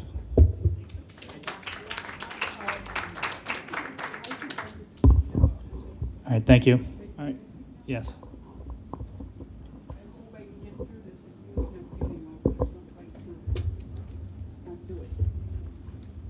You can speak into the microphone and name and address. Dr. Jones Abkar, 6 Phelps Street. Is this okay? Dr. Jones Abkar, 6 Phelps Street. In response to the last gentleman, actually, I was the author of the petition for the revision on the parking ordinance on Gedney Street, and I am in the process of, I wrote that petition and I organized it, and I'm in the process of writing a petition addressing the problems at this site. I know you're going to be doing a vote fairly soon on it, but the petition has already been written, and I do believe, from what I've from the support that I've been getting, that it will have a significant number of signatures against going to Boston and Bridge. Bear with me as I try to tell you why I strongly oppose going to that site. I have been in touch with the DEP over the last 3 weeks about the contamination there. I'm in possession of the 2010 revised AUL.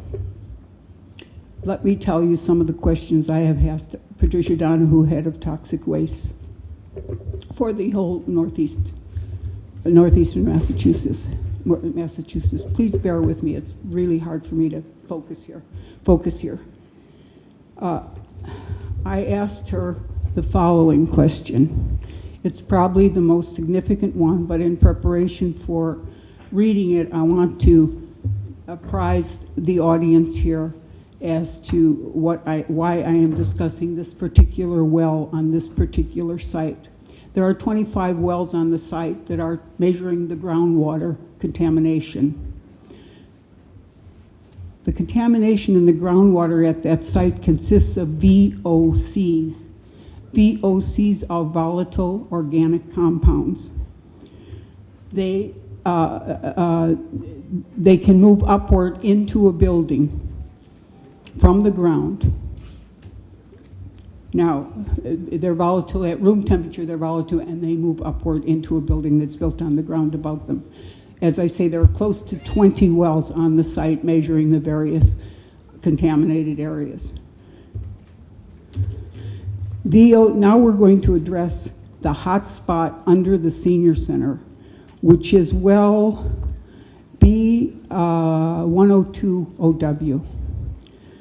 VOCs such as trichloroethene, methyl tert-butyl ether, 1,1-trichloroethane, and toluene, which have toxic effects on the kidney and liver, naphthalene, which has hematological kidney and liver effects, cis-1,2-dichloroethene, and some VOCs with CNS effects and kidney toxicity, and benzene, which is an EPA carcinogen, are in that hot spot. I myself, when they did the new draws, went down and breathed in the air from a broken well. The top was off. I have a picture of it here. It's GZC. And when I breathed it in, I felt I was breathing in a mixture of gasoline and paint thinner. T.C. Goggin Riley was with me when I did it, as was another gentleman who took the photographs of these wells. Now, populations most sensitive to these VOCs are the very young and the elderly. Canada has a law which protects both populations. Patricia Donahue has told me that the DEP is working on putting in place protections for seniors. They only have them for young children. In fact, she became involved in this when we went down and told her, contrary to what she had been told by the city officials, that this was being occupied and used by young children, children as young as 6 months old. Let me read some of the programs for those kids you've got. We're going to need to summarize it because we have a lot of people that need to speak. Okay, let me go. I understand that, but I think this is critically important. Well, it is. Yeah, right. Okay. What Patricia Donahue has told me is that, well, I asked her, when Gaza went out to resample, she told me when GZA went out to resample in 2010, they could not locate B102OW. That's the one on the 450 square foot hotspot. How can we trust anything they did when they did that reevaluation when they couldn't even find the most critical well? I can document that for you because I have the complete 2010 report. It's not on there. Secondly, I'm trying to hurry here, and I'm sorry I was more organized, but as I say, was feeling ill tonight. I asked her this. Can you refer me to a site listing the relevant environmental protections for seniors, which you said are in place in Canada along with those for children? She said, I do not have information at this time regarding this issue. Secondly, I will summarize then. The most important point is this, that the well under the hotspot 425 Hare Street, when they did the draws in 2010, was not tested because it could not be found. Last point, when Mr. Viteri, who is the LSP for the site, went before the Concon and said to them, please leave this site impervious, because in 15 years or so, based on the attenuation of the toxic VOCs we've had, they will dissipate further. The Concon overrode the LSP for the site and said, we're going to open it up. Naturally, they want benches and parks, but he suggested it be kept totally impervious because rainwater going in there would delay the attenuation of these chemicals. I end on that note, and I plead with you to address seriously this fact. I have even spoken to some of the supporters for the mayor and the groups who support this issue, and when they heard that that hotspot was not tested because it could not be found, they said there should be further consideration of this problem. Thank you. Thank you.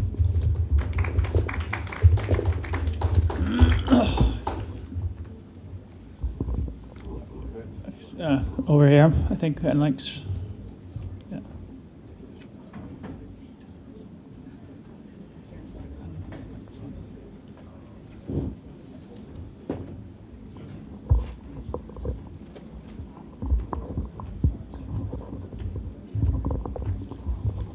Good evening, Pat Curtin, 19 Raymond Avenue. I too was a member of the Site Selection Committee, and I'll be brief, very brief. The potential of income at the Willows property, I think, hasn't been truly explored to the full extent. I know Paul referenced the fact that the event planner that we had spoken to us at one of the meetings said that it could be a great potential for functions of all sorts, and the site itself commands an A1 location.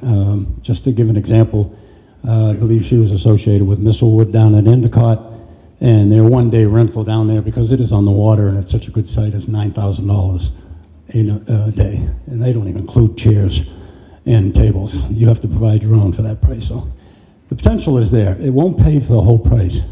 It certainly wouldn't cover $7 million, but it would be a substantial income, and it'd be forever. I mean, once you build it, it's there.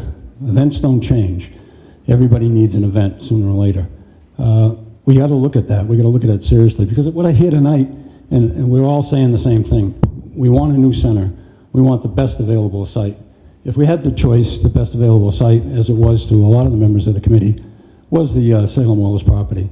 And it's obvious for what reason it is. And it's a dynamite situation down there. It's just beautiful. We can have that site. We can have our cake and eat it. And the way we can have a cake and eat it is we can have a plan B. And that's just an idea. There are other plans out there. There's never a lack of funding. You know, if you had to build a fire station or a police station, you find the funding. If we have to build a senior citizen center, why should we build it on a secondary site? If everybody here agrees that if the money was no object, the Willows would be the site, let's go there. Let's find a way to do it. I propose doing 2 bonds, not one. Let's do 2 bonds. Let's bond the Willows and pay for it with the income from the development that will happen at Boston and Bridge Street. And how are we going to do that? We're going to put on the first floor and save $400,000 of city money. We're going to put the city offices there. And they get their own condominium, and they're in a place that has, you know, no elevator. They have great parking. You've got a one-stop shopping. You've got $400,000 income as far as you save from the rental that we're paying right now to rent space. We can use that $400,000 we're going to get from the developer. If he can't build a building and someone else isn't in there, and apparently we're the only ones that can be in there that'll build the building, otherwise it doesn't get built. Let's get some creativity here. Let's do it. And let's do it now. I appreciate you. I appreciate all you people for the time you have, and I'd be more than happy to volunteer my time as I had before, because I love the city, and we want to get this thing done. Thank you. Thank you very much. All right. Anyone else in the row over here? I think we might have missed, was there a couple people back here? I'll get it. Is there anybody else? Just step to the microphone. Yep. Yep, that's fine. Just for a show of hands, how many more people want to speak? Just raise your hand. 1, 2, 3, Okay, all right, thank you. Thank you, councilors. My name is Patricia Donahue, 12 Devon Lane, Salem, Mass. I'm a resident and a Council on Aging board member. I'm sorry that I'm going to read my remarks. I really like to be extemporaneous, but at my age, thoughts are fleeting, and you can't always capture them back. I don't think I'll be as eloquent as some of the people here, the mayor, Joan Lovely, Mr. Everly, Kay Walsh, but I'm sorry you have to listen anyway. First, I want to say thank you to all those who work tirelessly in this building. No matter the difficulties they endure, as you've seen, leaky roofs, broken elevators, windows that are ready to fall out, and much more. And it is due to their consistent efforts and dedication that those from our Salem community who come here enjoy many diverse classes, comradeship, and professional assistance. They, as well as those who attend the senior center and all the recreation classes offered, as well as future members, deserve a new facility. As a resident and as a member of the COA board, I firmly support this project. We have, many of us, already worked on this project. I was a member of the design committee and excited that at last this dream of a new center will come to pass. I want to add that I know several younger people in their 50s and 60s who are not yet retired, but say to me, and they are Salem residents, we look forward to attending and going to this new, already designed center. So you have to remember there are potential people out there, not just those who are already attending. Now in the movie, which I saw yesterday, Quartet, it's about a retirement home. And one of its clients kept repeating, getting old is not for sissies. And no, it's not. So in Salem, we older folks have fought for, dreamed of, and hoped for a new center, spacious, sparkling new, and especially all on one floor. This dream has gone on for years, even before I got old. Finally, it seemed we were there. Unfortunately, life is not always fair, and here we are again. Now, the mayor has provided a new way to pay for this dream. I am very sure she would not jeopardize the city's financial future for this project. After all, she has been very successful in the past in righting the listing ship of the city of Salem. If you vote no, and getting the 8 votes to pass this funding fails, you will be directly responsible for smashing this dream and destroying this project. People like myself will have lost all faith in anything ever happening to build a new senior and community life center. You personally will have denied Salem residents, old and young, from enjoying in their lifetimes the benefit of an exciting, attractive, brand new building. A center to be proud of, not always apologizing for the dismal conditions of Broad Street. So those of you who are no's, it's not too late to reconsider and change your vote and reap the gratitude of all Salem residents, old and young. Thank you. Thank you.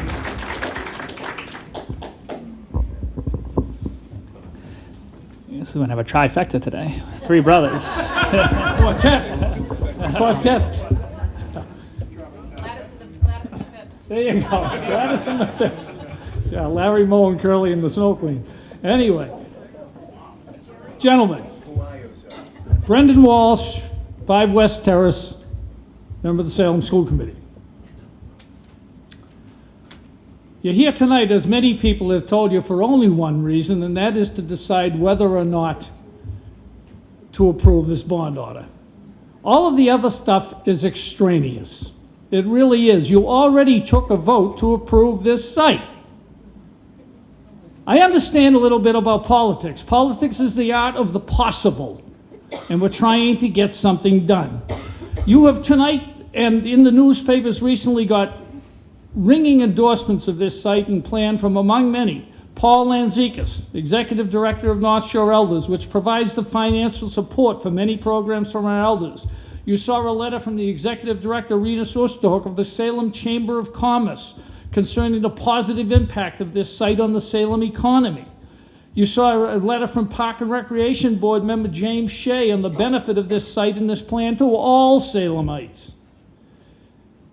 You saw a letter from former city planner and a successful developer, William Lester, who knows a lot more than us or the plan's critics about property development. You did hear from Kay Walsh, a geriatric nurse practitioner and vice president of North Shore Elders, who possesses more knowledge about the physical, emotional, and societal needs of older citizens than the entire council combined, and throw me in there too. You heard from Senator Joan Lovely, very familiar with this process, was involved in it a couple of times. All of these people were ringing endorsements. Compare their endorsements with the wild statements and claims of people trying to hang on to something they've already lost. Comparing and contrasting these arguments should pose no problem for any of you. It comes down to you realizing that this is likely a now or never proposition for seniors, who some of whom were not even seniors when this long, torturous trip began. I think you need to ask yourself some questions. Everybody's been telling you things. I think that in your own hearts, you really have to ask yourself as an individual some questions. The first question is, do I want to give up a clearly attainable good thing because it is not the vaguely perfect thing that I want? Do you want to sacrifice the good for the unattainable perfect? Do I want to be known as the counselor who do not let logic get in the way of my vote? Am I committed to living in the past or forging the future? Are my personal feelings more important than actually doing something for Salem's seniors? Do I believe that this mayor or any mayor is going to waste more valuable time on this issue after 20+ years of going nowhere fast?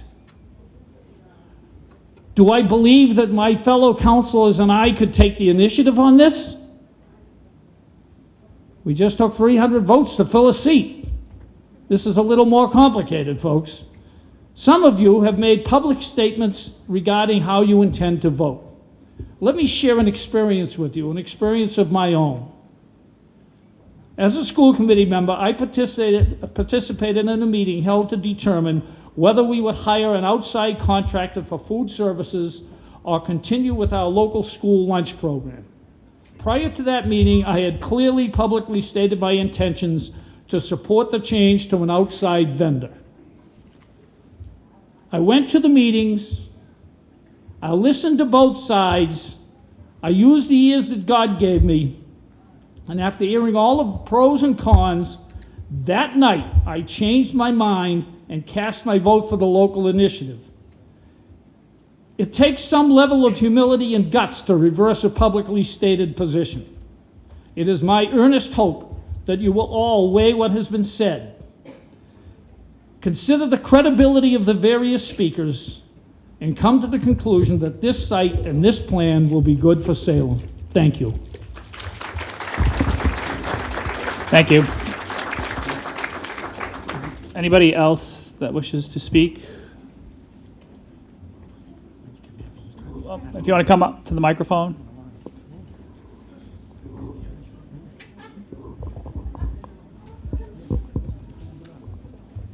Heather Famico, 195 Essex Street, apartment number 2B. First off, thank you to everyone who's still here right now. I realize that if we were driving in a car, we could be close to Montreal right now. With that being said, I know right now there's been a lot of talk on how this can influence our current seniors. However, if you look around the room, there is somewhat of an age range. I mean, Councilor Legaultier, he'll soon be a senior. And one day, myself and my friend Brienne will be a senior. This has been in discussions now for almost the span of my lifetime. That's no pun intended at all. With that, we've been in these discussions for the last 3 years, 4 years now, about where this can go. And as Dave Epley mentioned earlier, this can really help our area, that part of the city. I grew up 2 blocks from there. I remember when Sylvania was around, and in the wintertime there'd be the lights up, and that'd be the highlight of my Christmas season. But since then, the lot's been vacant. It's pretty much an eyesore. And that's one of the main roads in and out of this city for tourists, visitors, and people that are coming here to potentially buy houses. That's one of their first impressions.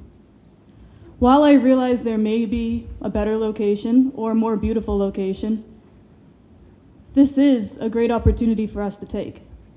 And with that, I urge all of you to rethink your decisions and hopefully vote yes for this. Thank you very much.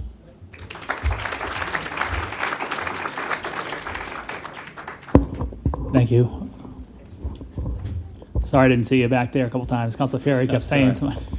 Mr. President, members of the City Council, Matt Vino, 20 Forest Avenue in Salem, former Ward 5 City Councilor, current chair of the North Shore Elder Services Area Agency on Aging Advisory Board. And I know a statement was read. Thank you, Councilor Turiel, for reading my statement earlier. I had not intended to come down, but just following it on Twitter, I really just felt like I had to. And I just want to thank many of the folks in this room who've wished me well in my recovery.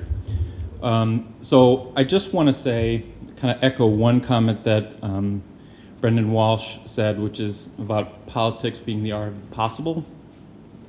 And in this case, I think we really risk having the perfect be the enemy of the really very good. And, you know, I remember my time on the council, and I'm sure all of you here can remember many times in your time of service where we've wished that we could do more, wished that we could do better, wished that we could invest more in veterans, in education, in park upkeep, in road repairs, you name it, run down the list. We do the best that we can, and when we work together, we do very well, but we're never perfect. We can never achieve, I don't think any of us on the City Council can achieve what we hope and dream to achieve, but we do our best and we do very well. When we have repairs to a high school, we can't get it to exactly the end of there's always a phase 2, there's always a phase 3 of every project like that. But we do what we can and we do very well. When we want to maintain our city parks, when we want to fix benches down at Forest River Park, when we want to maintain the pool, we can't get it ever really to where we want it to be, but we do the best we can and we do very well. And I think this is just another example of that. We can do very well with a beautiful new senior center and community life center down on Boston and Bridge. Will it be perfect? Will it be everybody's dream? Probably not. I think the site at the Willows is a fine site. I have some issues with it myself. I don't think it's perfect. It's not my dream. Every site I think that we looked at as a member of the Senior Center Search Committee had their pluses and minuses. This one has its pluses and minuses. But I think holding on to this dream of something that we really can't afford, we won't, I believe, be able to achieve down the Willows if we continue to cling to that and grasp to that as our vision for the ideal here. We're going to miss what I think is a truly fantastic opportunity to finally deliver on this promise. Finally, for everybody that lives in this city, not just seniors, but for seniors most of all, but all of us who are going to become seniors. Please do the right thing here. Please approve this bond. Thank you. Thank you. Just step to the mic, name and address. Hi, I'm Charlie O'Donnell from 18 Buchanan Road, and everything's been said tonight, but I just want to weigh in that I think this is a great project, a great opportunity for Salem to get a great senior center and to take an eyesore out of Boston Street and Bridge Street that's been like that for a long time. And I just want to add a little personal note to this, that my mother, who's 91, she was a school nurse for many years, probably for some of you, on the Salem school system had talked to me for many years about using a senior center. She's now 91, she's doing well, but she's in assisted living. She'll never see the senior center. And if this is killed by analysis, this project, I can see many more seniors that will live and die and never get a chance to see and experience a beautiful senior center. It's been a thorough process that's been vetted and analyzed, and by killing it tonight, by overanalyzing it, I think would be a disservice to the whole city of Salem. Thank you.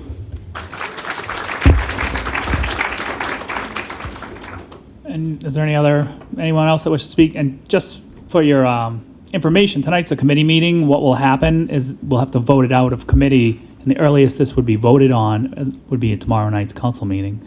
We're not actually voting on the actual bond tonight. It will be to get it out of this committee of the whole to the full council. Point of clarification. Yes. I hope we'll have an opportunity to hear from the council where they will stand on the bond and where they plan to vote tomorrow evening. There are a lot of people here. I don't know if they're all going to be coming back to the council meeting. There's been a lot of dialogue, a lot of back and forth, and it would be a shame for people to leave here and not know where the 11 of you stand. I can't take it. So I hope you will show your cards and stay where you're at. And I don't say that to be mean or disrespectful or unspirited, but we need to know, and I hope you will. That will be up to each counselor. Tomorrow it will be on live TV, and it's up to the council. So I'm not going to force them to do that. If they want to, they can. If not, they're going to have to do it tomorrow if we vote on it. So is anybody else? Okay, I'm good. All right, so we have excuse me. We have bond order for new senior life center. Does any other counselor have any other comments? Counselor Carr?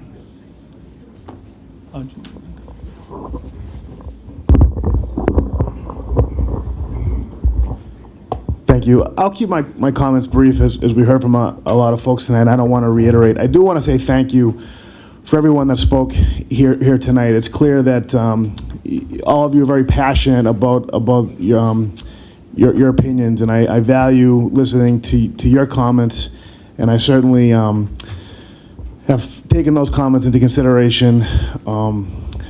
I am an advocate of this site. I value the process that's taken place here. I think that a lot of work has been done to date. Tonight, we really are here looking at the bonding issue, the financing issue.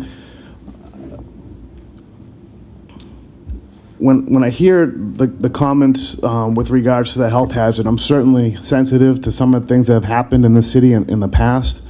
But I think if you look at where we're moving forward as a city, staying stagnant and letting these sites remain dormant is really not the best solution. These are opportunities that we should be taking advantage of.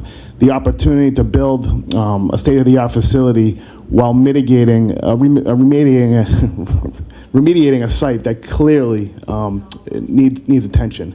If you look at some of the schools, the point was brought up earlier tonight, the Witchcraft School, the Carlton School, Salem State University, both the dormitories and the baseball field, have all, the city has benefited from contaminated sites being cleaned up. So I looked at this as an opportunity to remediate a site and to give the senior center a state-of-the-art facility that they deserve. When I look at the Willows option, I don't see it as a viable option. I see this senior center, this plan, as the only viable plan that's on the table, essentially. It would be years, maybe even decades, for something else to come to fruition. And when I look at the Willows site, I don't see it as the ideal site. For many people across the city, it's not the most accessible site. I think that the numbers on rentals would just not work. The funding that we're looking at here tonight, if you look at the long-term amortization with factoring in the tax revenue, I think it makes sense. I don't think it makes sense. I don't think the numbers add up from a budget perspective to invest $10 million in a standalone facility down the Willows. And I'll leave with this last comment. How many people would enjoy going down to the Willows during the snowstorms that we've seen last week on the water? So is it the ideal site in the summertime? Absolutely. Year-round, I submit that it's not. Thank you. Thank you. Councilor O'Keefe, and then I'll get you guys. Yeah, can you, Councilor Terrell, can you grab that microphone over there? You got it? All right, Councilor O'Keefe.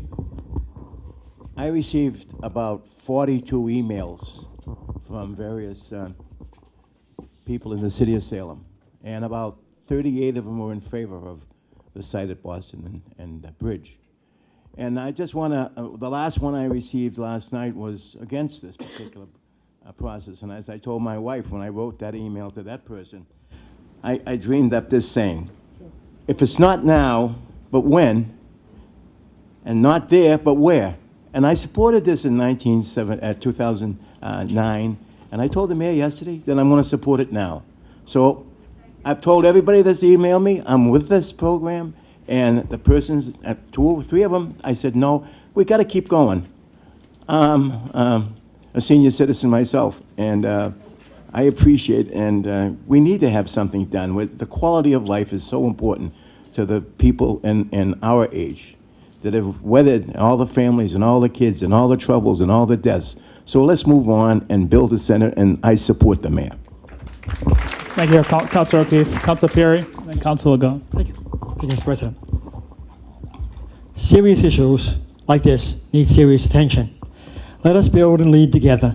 We cannot continue to kick the can down the road. The possibilities will be endless with this facility. In teamwork as a city council and as the mayor, there are no limits. We need to work together to create a better Salem for generations to come. Thank you. Unlike Councilor Fury, I have no soaring rhetoric to offer tonight. I just want to be very basic. People have talked about 20 years ago, even 30 years ago, that the senior center became an issue. I've been doing a little research on my own as a sidelight of another project that I'm working on, a personal project. And the first reference I found to a new senior center in the Salem News was in 1976 under the Levesque administration. And not for nothing, that's 37 years ago.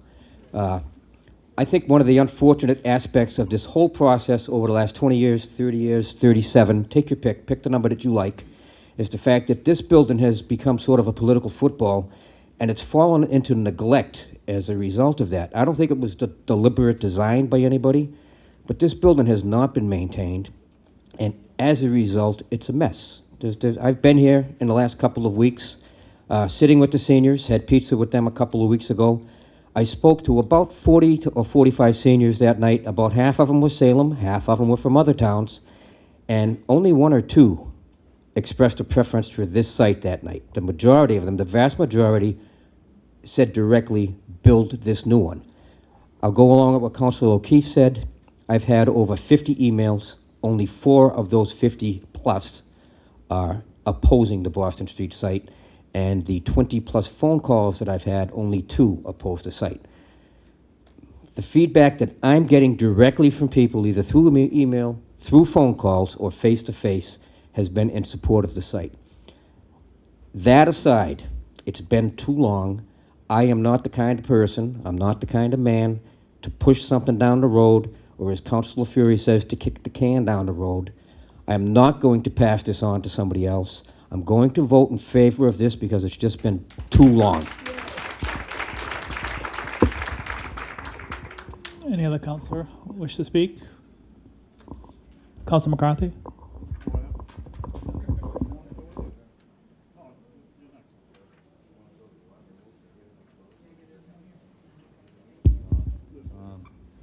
First of all, the maintenance here for the last 20 years has been let down, and we should all collectively apologize for that. We've worked on so many other buildings in the city, and this building should have been kept in better repair.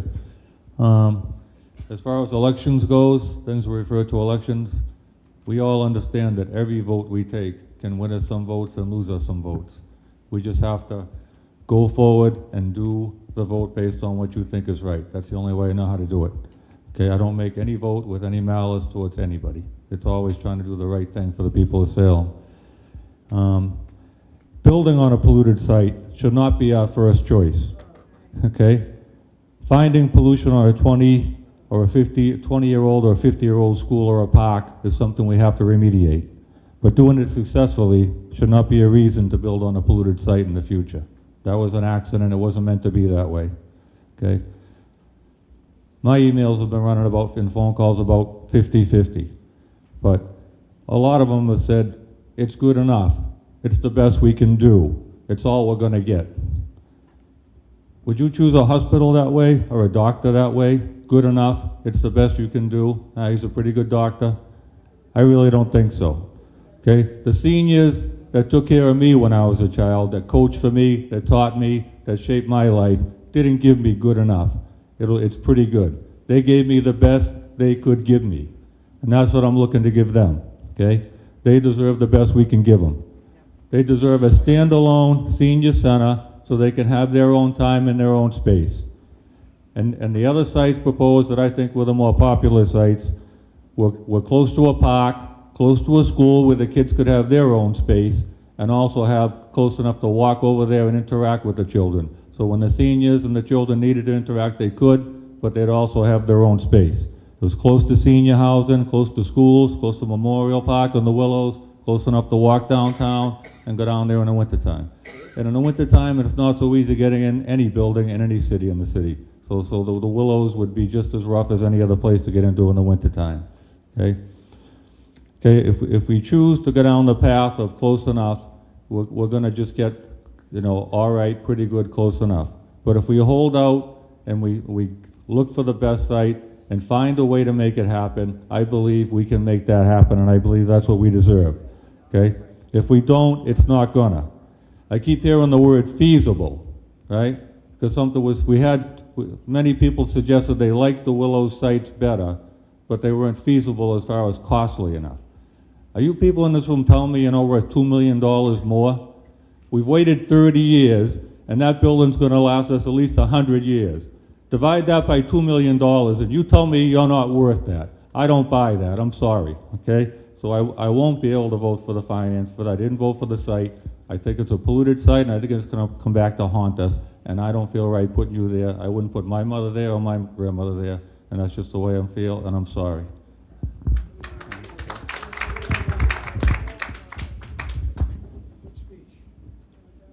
I'm going to take one step back and just go back to the financing.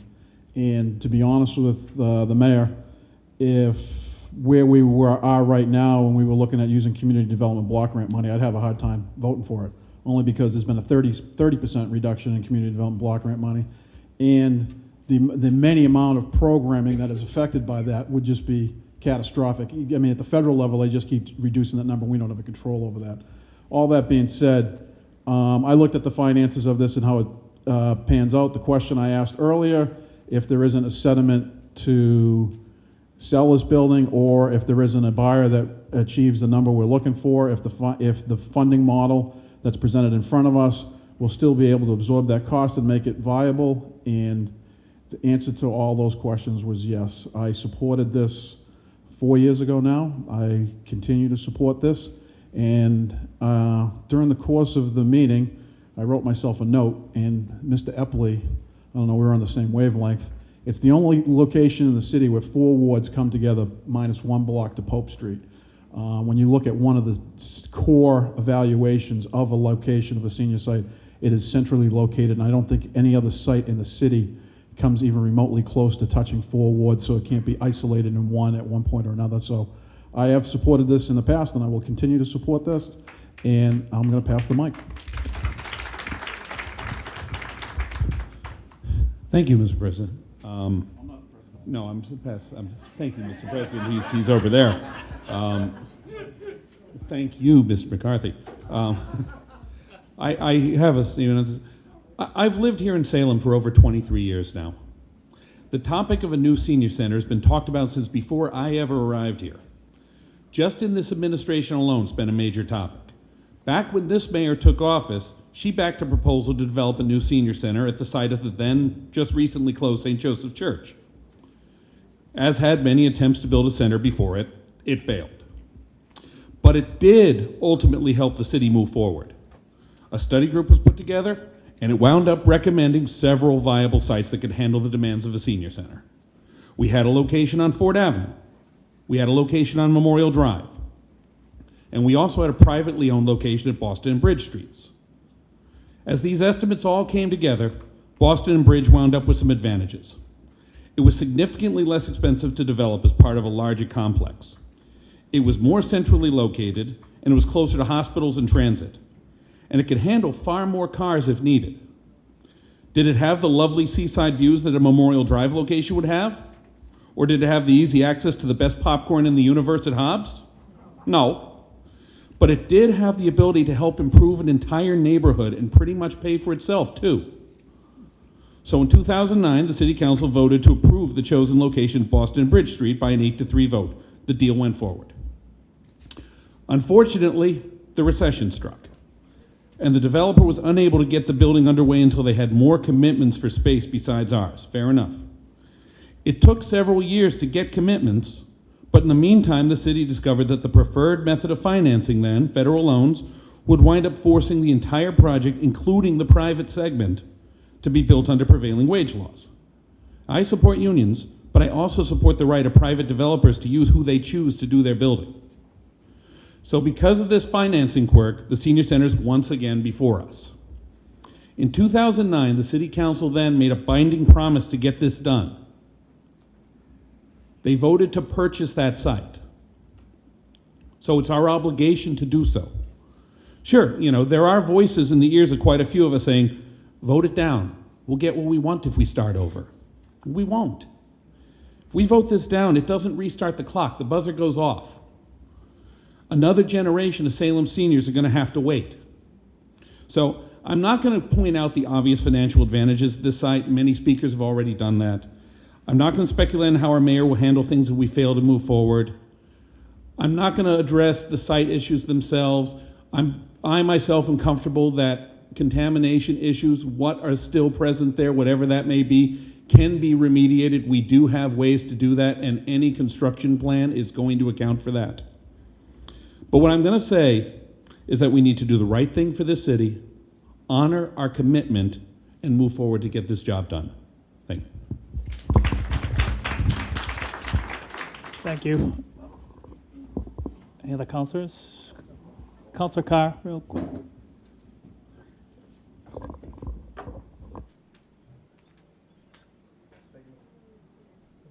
Thank you, Mr. President. Just one go back to a statement that Councilor Sargent had made with regards to we're looking at a $2 million difference here when it comes to financing $5 million versus $7 million. I think it's an incorrect statement. I think what you're looking at is the total value of a proposed loan at $6 million here, total future value of the loan, that's offset by tax revenue over time, and you're comparing that viable plan against a $10 million fairy tale. I think that's what we have in front of us. Thanks. Thank you. Anyone else? Councilor Prevey? Oh, Councilor. Thank you, Mr. President. Back in 2009, I was on the City Council. I was the City Council President back then, and I voted to support the project at Boston Bridge. Obviously, back then, as we've already gone over, there was a different funding mechanism at the time that the mayor had put forward. Obviously, that fell through, and now we have the bonding being put forward. And initially, when I heard the bonding was coming forward, I had a problem with it just because of my concern about the impact on city finances. And so I started sitting down, looking at the numbers, obviously did my own research on the entire thing, and obviously got some more information tonight from both the mayor as well as the finance director on it. So it seems that in terms of bonding, our reduction is going to be taking place with regards to some of the bonding that is coming up. We're paying stuff off, so it puts us in a better financial position going forward. So that was my main kind of hold up on supporting this, because I did support it before. That aside, I certainly listened to everyone very carefully here tonight, and I was very impressed with people's insight that they had on it, their own personal experiences, whether it was for themselves or their family members. And I'm certainly very much convinced that from everyone that I heard, that this is what we certainly need to do. So we can kick the can down the road, as has earlier been said. I don't think that's a good thing. I do think any if this doesn't go through, I think any chance of a senior center happening in the next few years just is really not going to transpire for the city. So we do need to move forward with this project. We need to be like many of the other communities we cited tonight that have senior centers that they can be proud of, that they can have quality programs for our seniors. And you know, I go to work every day and I mention to people, I got 4 more years I'm going to retire. And I'm so excited about it because I'll have put my 25 years in the federal government. So obviously I'm approaching that. And 1 year after that, I get to apply for my AARP card too. So, as does the mayor. Yeah. With all that, obviously, I'm putting my support behind them. So I want to thank everyone for their comment tonight. Mr. Chairman, Go ahead, Councilor I move O'Keefe. that Council Order number 82, the bond order for the new Senior Life Center, be referred to the City Council for consideration. Second. Councilor O'Keefe moves that the bond order be referred to the City Council, so we can go ahead and vote on it. Seconded by Councilor Fury. 82. Any more comments on this? All those in favor? It's taken out. It's going taken out of committee. All those in favor? Opposed?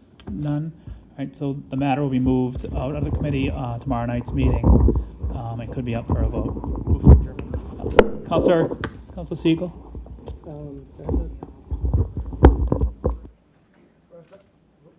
Sorry about that. First, I'd like to thank everyone that came out tonight on both sides. It was very insightful hearing everyone's different take on this. I'd like to thank the mayor.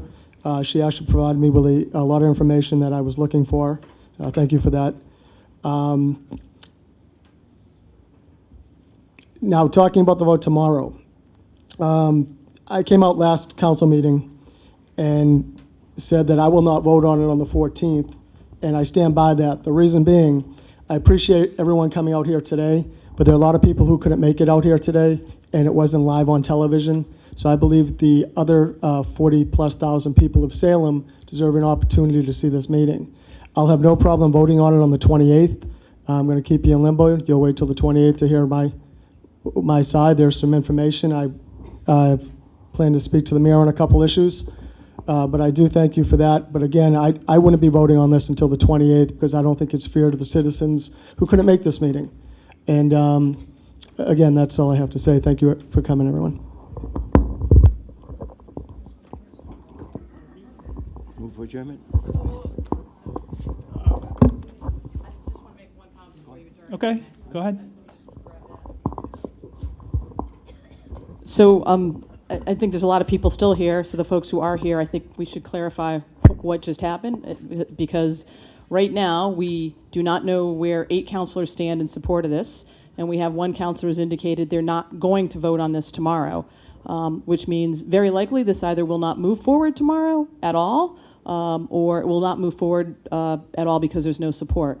And I think that people who took 6:30, it's almost 10:30 now, right, if I got the time right, 4 hours, need to know that this thing may not move forward. This was not a positive meeting from the perspective of getting the 8 votes necessary to bond for this. Despite all of the commentary you heard today, despite the presentation and everything else, this thing is still very much in limbo and will not be taken up next month, despite tomorrow, despite the fact that it was submitted in January. This started in 2007. We submitted it in January. It was held up by the council. Then there were vacations, all very understandable. We were planning on voting for this tomorrow. We talked about that. Councilor Siegel, you've made it clear you're not going to vote, and you don't even know how you're going to vote yet, or you're not certainly willing to disclose that. Other councilors have indicated where they are. I appreciate that. People spent 4 hours listening to dialogue and commentary. And if we're not able to at least express where we stand, I think that's unfortunate, because tomorrow, are we all supposed to go to the council meeting, which it sounds like some councilors aren't even going to vote on this, or are we supposed to come back on the 28th? I don't know what's going to change between today and tomorrow.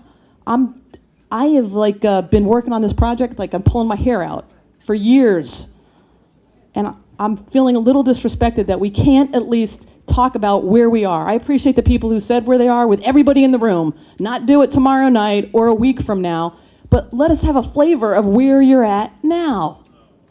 That seems fair. And I just wanted to express that. I'm normally a straight shooter. Anytime you want me at a meeting, I'm there. I'm always happy to share what I can. I think it's an open and transparent process. And right now, I still don't know where this thing stands. And I think that's unfortunate. Thank you. Yeah, we don't have to say which way we stand. I'm glad you all came in. We come every day, go to these meetings. I'm here as long as you people, it's on TV tomorrow. If a counselor doesn't want to say anything now, they don't have to. I'm sorry, I don't give in to peer pressure. Sorry. There was a motion to adjourn. There's a motion to adjourn. All those in favor? Opposed? So moved.